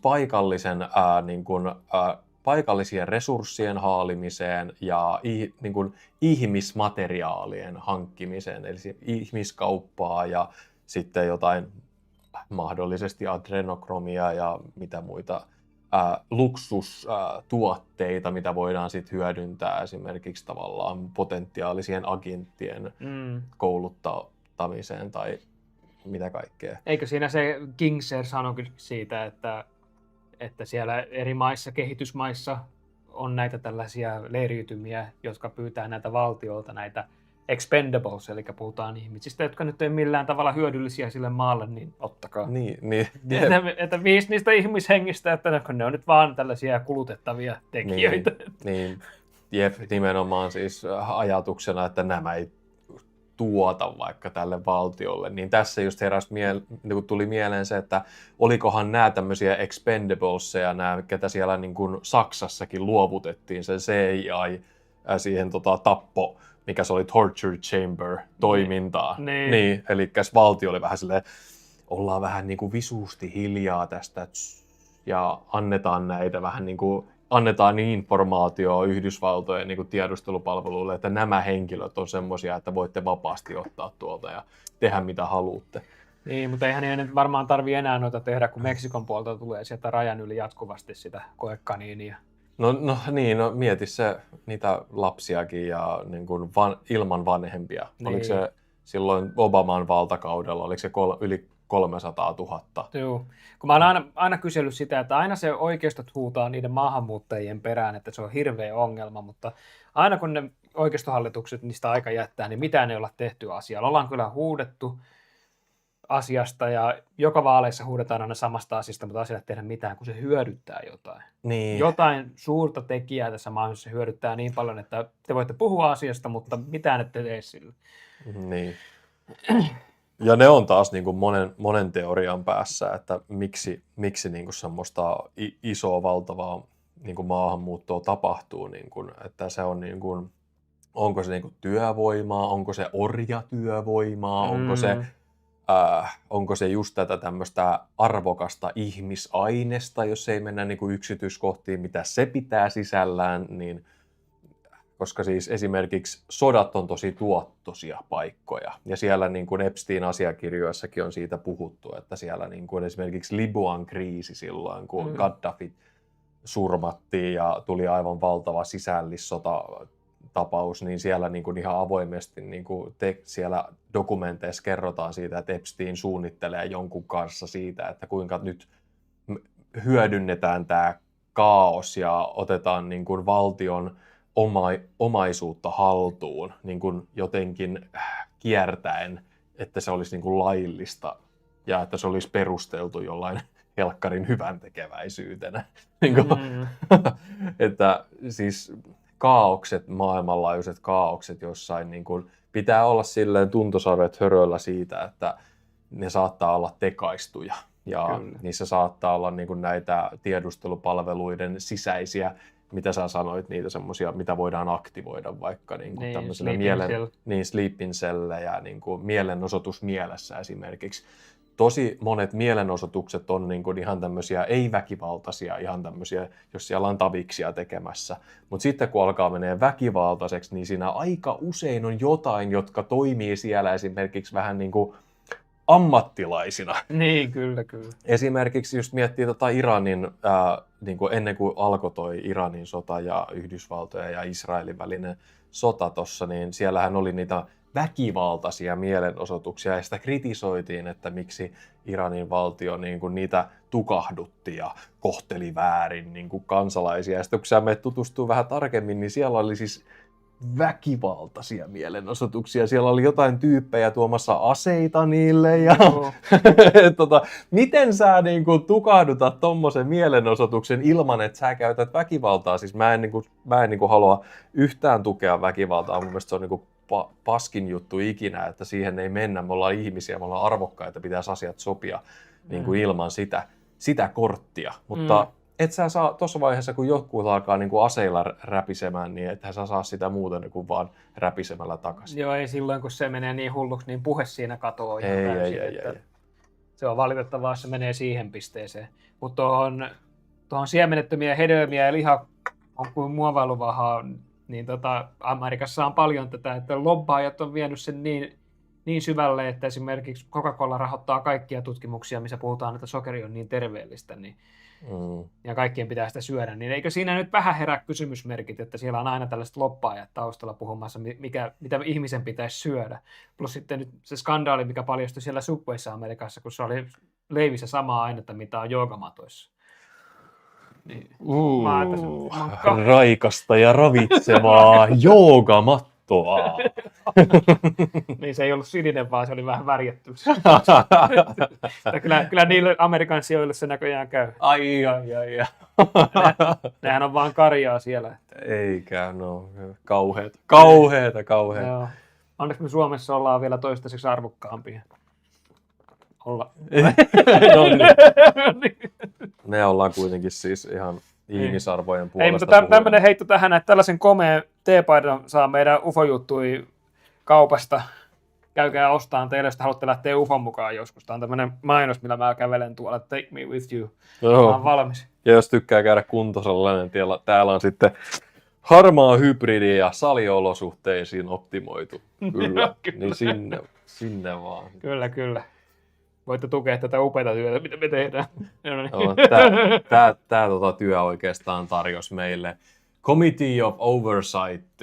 Joo, Elikkä... ja se vasta laadukas olikin. Me opittiin todella paljon tästä näistä. Joo, jos haluaa oikeasti tutustua tähän MK Ultraan, niin kyllä siis tämä ei ollut se niin kuin oikeasti mikään syvä hyppy siihen asiaan, että siihen löytyy valtavasti videoita ja muuta, ja ehkä mekin joskus joku päivä niin kuin tehdään semmoinen, niin on. Ja voi olla, että se tulee ajankohtaiseksi sitten, jos he toteuttaa sen, että nämä tämmöiset salatut asiakirjat, mitä löydettiin, niin tulisi julkisesti tarkasteluun, niin sittenhän se herättää tämän aiheen vähän henki.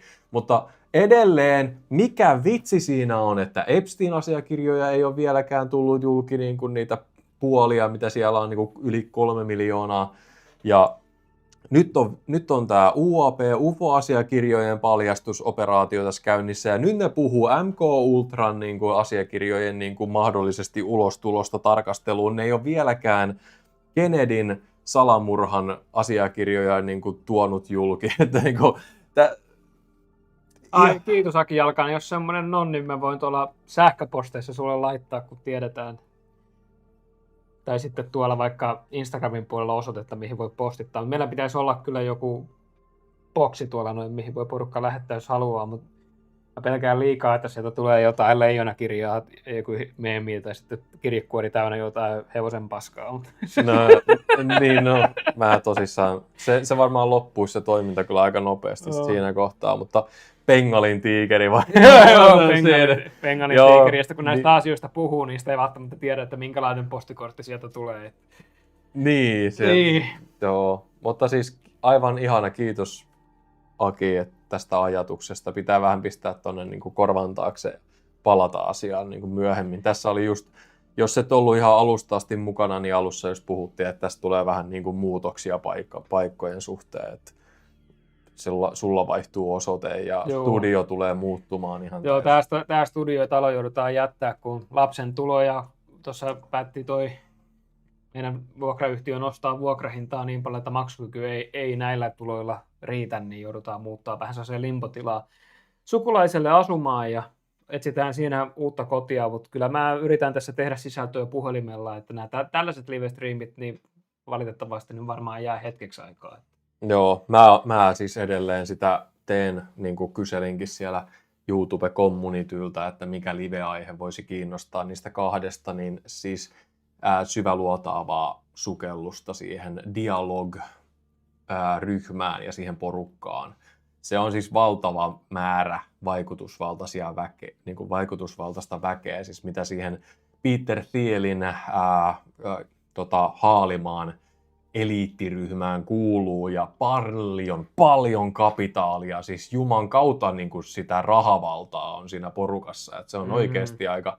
Ja niiden agenda oli siis muuttaa maailmaa, ja tottapa siitä merkiksi, että toi dialog-porukka oli aika kova, ja niillä on itse asiassa elokuussa suunniteltu sieltä julkaistuista tai vuodatetuista tiedoista kävi ilmi, että elokuussa sitten ovat tapaamassa. Ja muistaakseni oli Irlanti vai oliko Skotlanti kyseessä. Että niin kun, ne on varmaan edelleen toteuttamassa ton, vaikka se koko ohjelmahan kaatui sen jälkeen, kun se vuosi Totta kai. Tuli vähän kiire.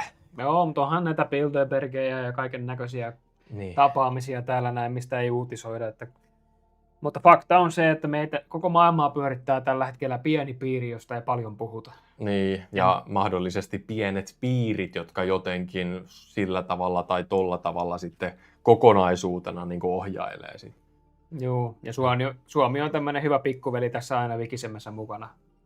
Mitä Klaus Schwabsit ja kaikki suuret miehet tuolla sanoo, ja kaikki meidän poliitikot käy vähän talousopissa Amerikassa, niin saadaan tänne. Niin, tänne hyvää oppia. Meidän nykyinenkin presidentti käynyt siellä niinku korkeakoulunsa tuolla Rapakon takana, tuolla eliittiyliopistossa. Että mahtavaa, hyvä stuppi. Kun tämän tiedon tietää, niin ei yhtään ihmettele sitä suuntaa, mihin Suomi menee. Joo. Että julkista vedetään alas ja kalliita vakuutuksia ja kallista yksityistä terveydenhuoltoa, niin sehän on sitä American democracy capitalist. America, fuck yeah! Saadaan me tänne Suomeenkin se semmoinen niin kuin show-hallitus, että pelkkää sirkusta vaan päivittää jokaiselle, niin kaikki viihtyy. Meillä taas on onneksi väriä enemmän kuin vaan punainen ja sininen. Että meillä on siellä vihreätä ja meillä on vähän vaaleavihreätä ja on sinistä ja punaista ja lilaa ja mitä kaikkea.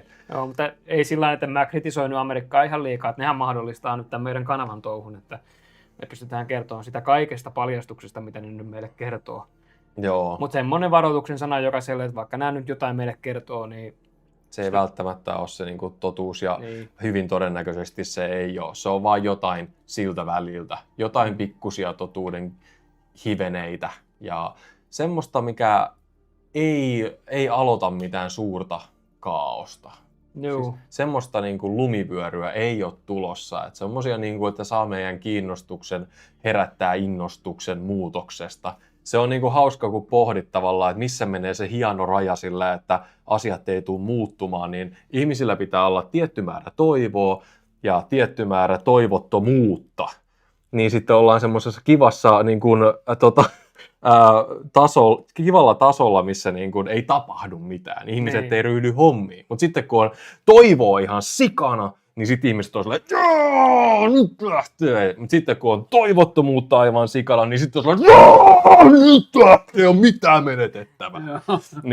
Niin sitten kun me ollaan tässä hienolla rajalla, niin sitten me ollaan niin passiivisia, me ei tehdä mitään. Joo, mutta mä näen, että siellä on 23 ihmistä linjoilla, niin voitteko kertoa, että mikä teidät on saanut kiinnostua näistä salaliittoteorioista? Että mikä oli se juttu, mikä vei teidät sinne madon tai kaninkoloon tai madonreikään, että lähditte sitten syvemmälle tutkimaan ja löysitte meidän kanavan, kato, kun jotenkin tämä algoritmi on suositellut meidän kanavankin teidän seinälle. Että varmasti tämmöinen sisältö on jossain vaiheessa tullut nenän eteen ja olette sitä kattonut. Kaikki ei niin kuin suostu sitä myöntämään, että olisi kiinnostunut näistä asioista. Mulla itse asiassa noin salaliittoteoriat mulla syntyi tuosta World Trade Centeristä. Ja kun ensimmäisenä se oli tämä Libyan tilanne, kun siellä on Live Leaks-sivua ja siellä tuli tämmöinen reportti, joka kertoo Libyan tilanteesta, että mikä se tilanne oikeasti siellä maassa on, kun näitä propagandaa täällä Suomessa kerrottiin, että se on ihan hirviö ja diktaattoria. Kuva oli ihan erilainen siellä maan päälle siellä Libyassa. Mä ajattelin, että mitä tapahtuu, että kerrotaanko meille ihan totuus näistä asioista. Ja sitten paljastuikin, että se oli ihan hyvä johtaja siellä, että ne naiset saivat käydä koulua siellä ja kaikki oli hyvin. Ja jostain syystä täällä katsottiin, että se siellä orjuuttaa ja tekee kansanmurhaa ja ihan hirveä kaveri. Ilmainen terveydenhuolto siellä. Joo, sitten mä ajattelin, että mä menen vielä tutkiin enemmän, niin sehän ajoi sitä Afrikan yhdistämistä ja petrodollarista irtimenemistä, että Afrikka ja Lähi-idän pitäisi perustaa oma öljyraha. Joo, ja yhtenäistyä niin kuin supervallaksi niin kuin tämän niin kuin Yhdysvaltojen rinnalle ja sitten nousevan Kiinan rinnalle ja Venäjän rinnalle. Niin kas kummaa, se olikin hirveä ihminen sen jälkeen. Joo. Se on just sinne. Sitä mä oon aina sanonutkin, että jos EU päättäisi kaikessa viisaudessa lähteä petrodollista irti, niin me oltaisiin kuubalaisia sen jälkeen täällä. Joo, mutta ei semmoista ei tule tapahtumaan. Ei. Oma kokonaan valoilmiö, mä oon sellaisen tunne, mikä on lapsesta asti herättänyt kiinnostuksen. Kyllä. Että yleensä ne lähtee omasta kokemuksesta, jostain kipinästä. Asia, mille te altistutte, joka resonoi ja sitten olette silleen, että hei, wait a moment, niin kuin hetkinen sentään, että mikä juttu tämä on? Joku semmoinen niin kuin asia, joka saa niin kuin horjutettua niin kuin just oikealla tavalla, oikeassa hetkessä niin kuin omaa sitä maailmankuvaa, mikä niin kuin kiinnostaa sitten tutustumaan enemmän aiheeseen. Ja sitten sä alat saamaankin niitä eroavia mielipiteitä ja kantoja. Ja sitten sä oot silleen, että okei, että juu, mulle onkin syötetty vaan yksi tapa nähdä tämä asia. Että tämä ei pidäkään ihan paikkaansa. Joo, ja tuo valoilmiö on sillä mielenkiintoinen, että nythän näissä UAP-paljastuksissa on paljastunut se, että ne ei olekaan niin fyysisiä nämä ufot, vaan ne on jopa plasmaperäisiä olentoja. Ja tuollaiset valoilmiöt, ne on niin yleisiä ympäri maailmaa ja porukka raportoi niistä. Mutta niistä on kannallut sellainen hys, että sä oot hullu, jos sä puhut näitä, että et sä mitään tuosta on nähnyt. Niin ihan varmasti herättää mielenkiinnon, että ihan sitä totuutta ei meille jaeta. Joo, mutta kun tässä esimerkiksi just mietitään, että se on valitettava merkki siitä, että jos niin kuin porukkaa ruvetaan hiljentämään, esimerkiksi silloin aikoinaan, kun toi Pizzagate-asia tuli julkisuuteen niin kuin tarkasteluun ja oikein kuohu, niin siis kanavia, mitkä niin kuin teki videoita aiheesta, niin niitä niin kuin bännättiin ja suljettiin ja niiden näkyvyyttä niin kuin, estettiin, shadowbännättiin ja sitten taas nytten asia on tavallaan niin vanhentunut, niin siitä voidaan tehdä videoita ja yhtäkkiä niin kuin videot saakin näkyvyyttä ja tällainen. Niin se on aika usein merkki siitä, että jotain totta siinä on sitten, jos niin kuin tavallaan ruvetaan niin kuin rajoittamaan. Niin on. Ellei se ole jotain niin kuin esimerkiksi rasistista tai jotain niin kuin ihmisryhmää vastaan, jotain pahaa tai jos se on päihteitä tai tällaisia, niin sitten siinä on myös tämmöiset niin kuin omat lakipykälänsä, jotka rajoittaa sitten sitä sisältöä. Mutta mäkin olen huomannut sen, että monesti mennään seisomaan sen rasismin taakse, jos sulla on jotain tosi pahaa salattavana. Tämmöinen heitto vaan. Mä en tässä rupea sanoa mitään, mutta miettikää. Niin, tavallaan suojaan. Niin. Voidaan nostaa. Et sä et voi puhua tästä asiasta, koska silloin sä puhut jotain ihmisryhmää vastaan tai niin, että sut leimataan. Niin. Se on, niin kuin, sitä puhutaan kyllä aika usein tämmöisenä argumentaatiovirheenä. Mehän ollaan tehty siitä myös video, tämä mielenohjelmointivideo, käykää tsekkaamassa. Niin siis se, että meidän niin kuin, maailmankuvaa ja mielipiteitähän siis ihan jatkuvasti päivittäin koitetaan niin kuin, ohjailla, eikä siinä ole mitään niin kuin laitonta sinänsä. Kyseessä on kuitenkin markkinointia esimerkiksi ja tämmöisiä juttuja. Niin kyllä. Ihan... Ja vaikuttavia tutkijoita, niin kuin Graham Hancockkin, niin häntä syytetään, että hän on rasisti, vaikka hänellä on tumma vaimo ja niin poispäin. Että sen taakse aina mennään seisoon, että jos joku menee liian lähelle aurinkoa tai totuutta, niin se on sitten supernatsi tai rasisti. Niin. Yritetään pilata hänen imagoonsa sillä. Joo. Eli tavallaan mustamaalata se niin kuin uskottavuus pois viestin tuojalta. Kyllä. Se on yksi keino. Tai huutaa mahdollisimman lujaa silleen, että se toinen häviää sinne äänen taakse. Joo, otetaan vähän kommenttia. Dark Age on aina ollut folio-hattu-ukko, mutta en muista mistä lähti iso osa salaliittoteoriasta on käynyt toteen.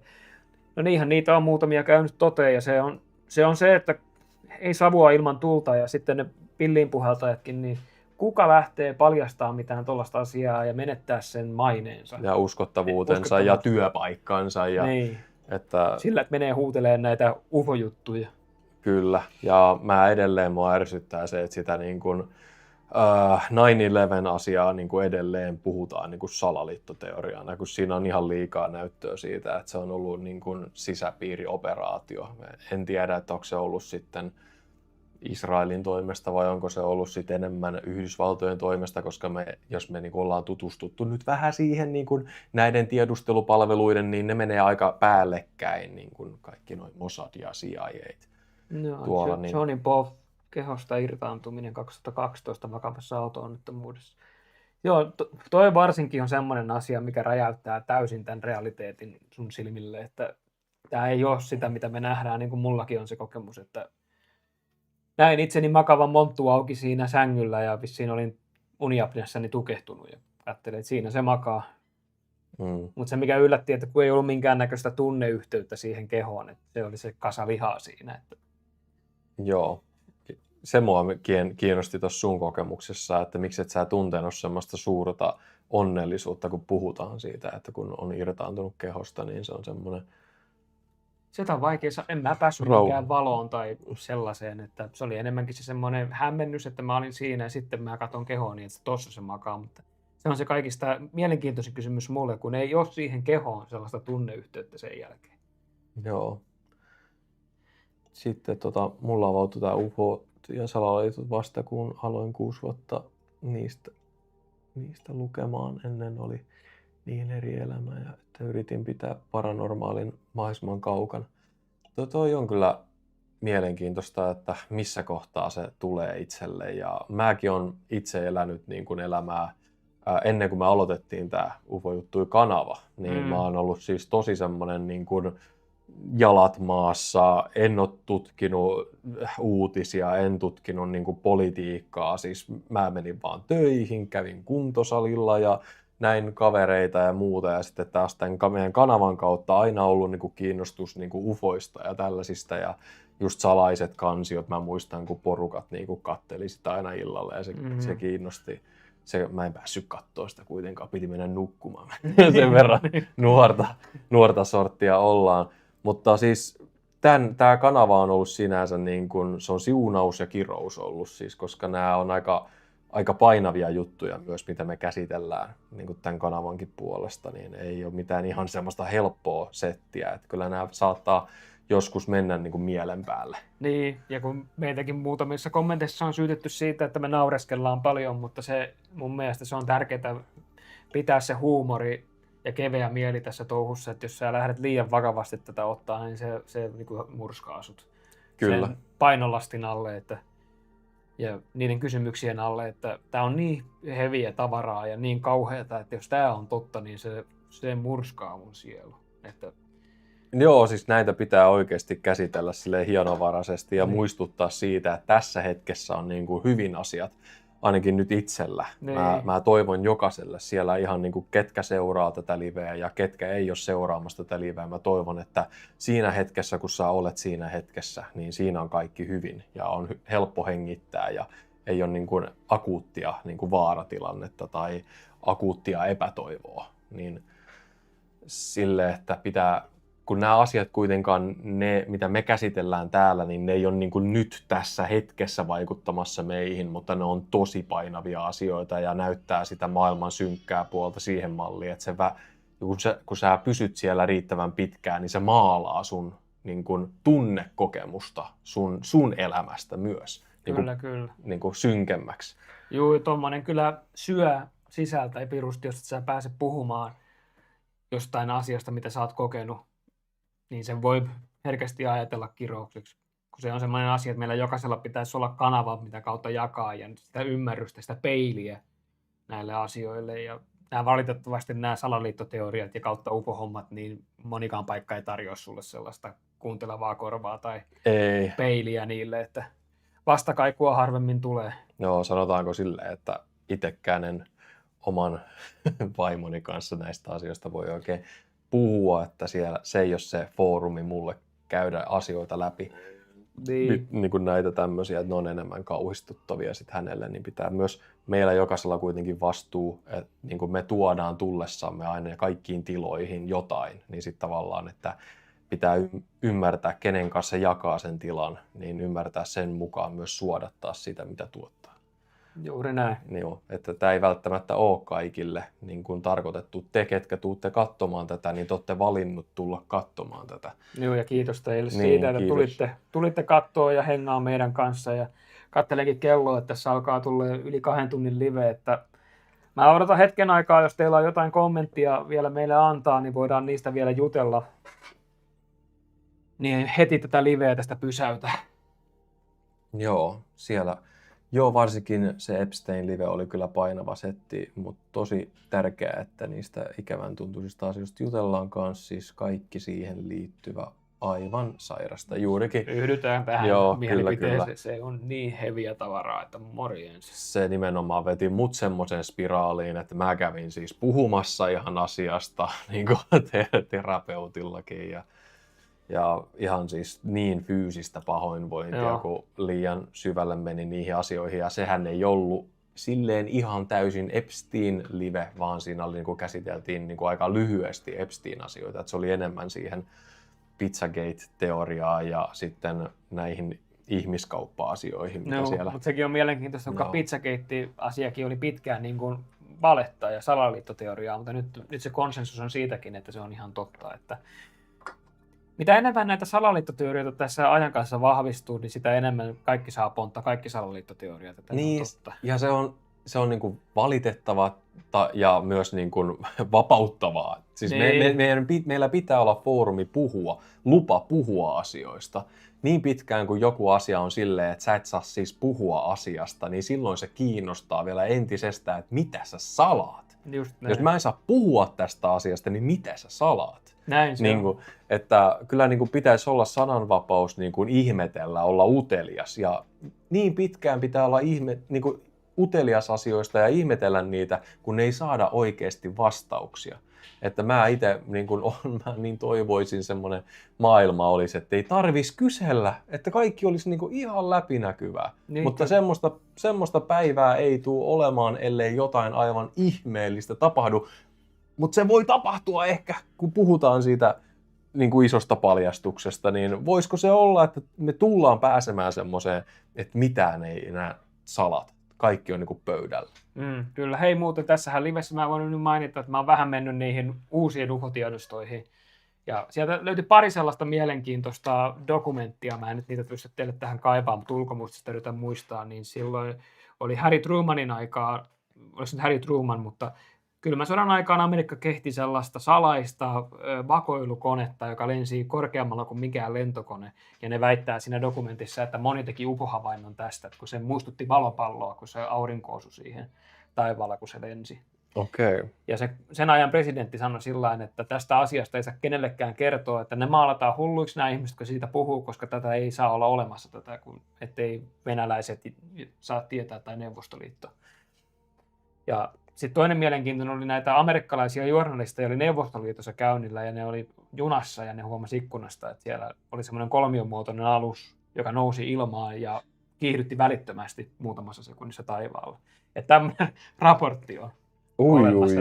Mitä se siellä Neuvostoliiton alueella teki tommonen laite ja mä en nyt näe ainakaan, että Venäjällä tällä hetkellä on mitään sellaista teknologiaa. Joo, ne on itse asiassa aika häntä koipien välissä tällä hetkellä, että siellä on se rintama nyt kääntynyt päälaelle, että siellä nyt aika kovaa.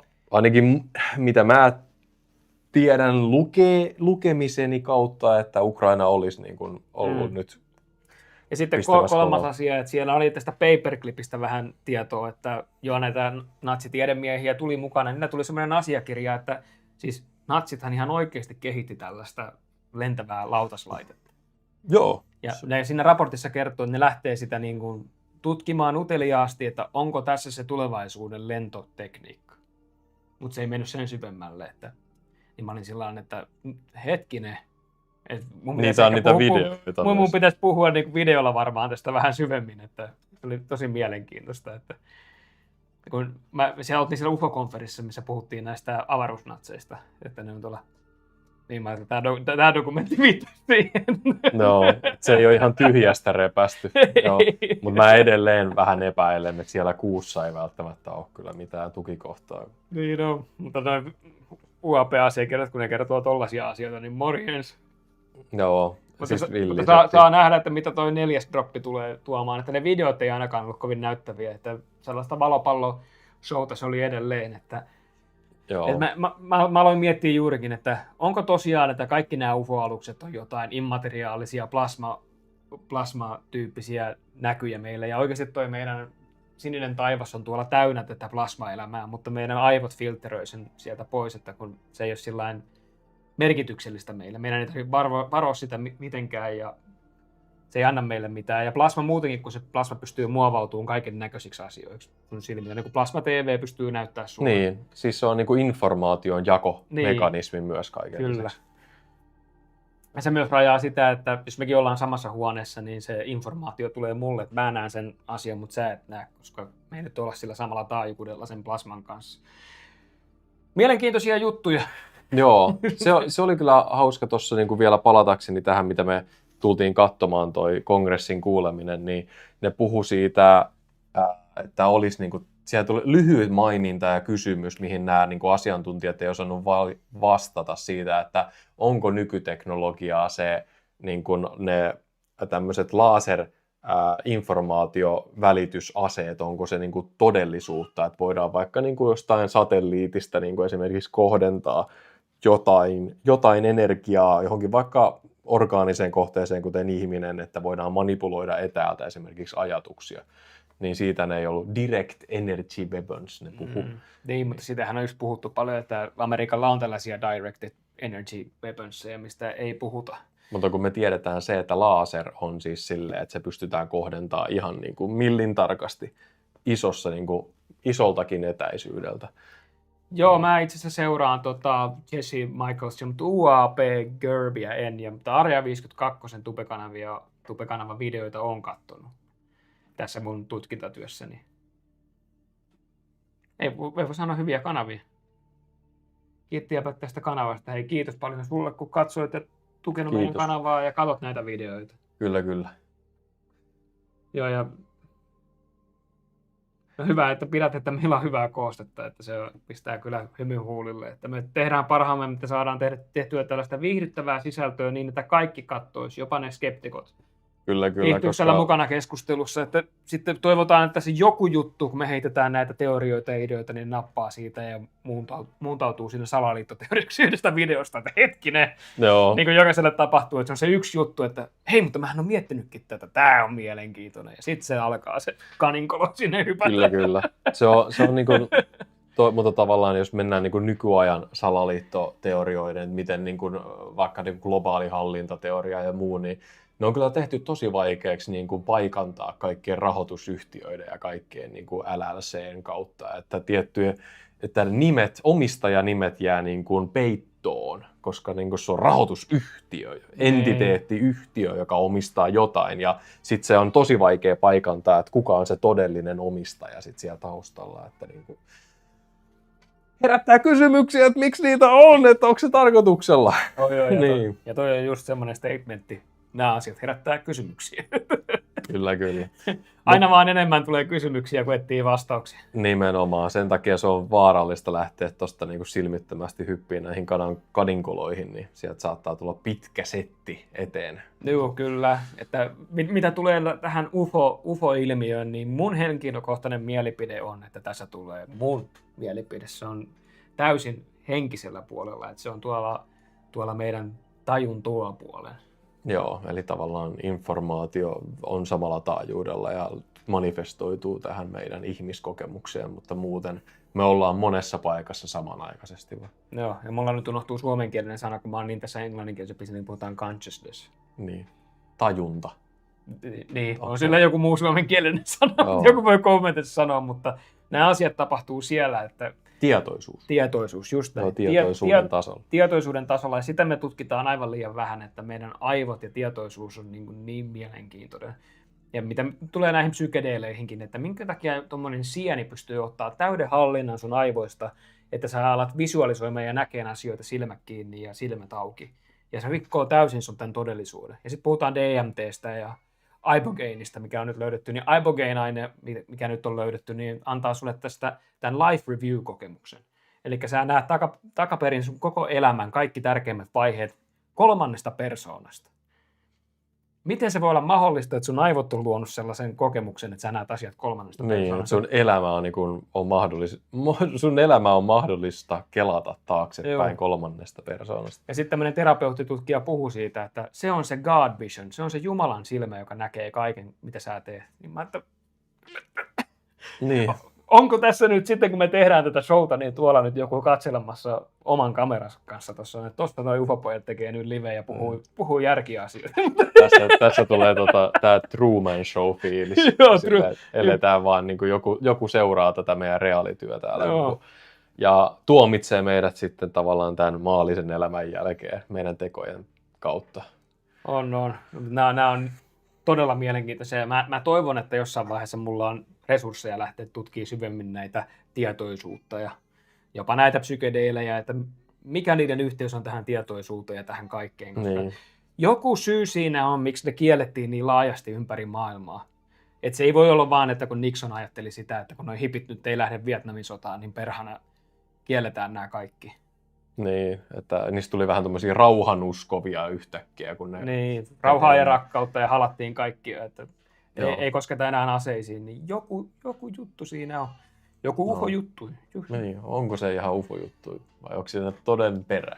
Joo, kyllä. Mutta Joo. ehkä tää live tässä rupeaa menee MK Ultrasta ihan muihin ultrajuttuihin, niin Joo, nimenomaan ultrajuttuihin. joo, just näin, niin ehkä me voidaan tässä lopettaa, niin syvä kiitos jokaiselle, joka on taas näitä meidän juttuja kuunnellut ja oli Kiitos. mukana katsomassa sitä kongressin kuulustelua. Ja Jatkanut tähän asti. niin tähän asti, että 2 tuntia meidän kanssa niin vaatii trooper-statusta. Että Kyllä, salut! Yes, kiitos paljon. kiitos paljon ja hei, tähän loppuun niin kuin näin. Onko näitä ihan UFO-juttuja? Vai onko näissä jotain toden perää?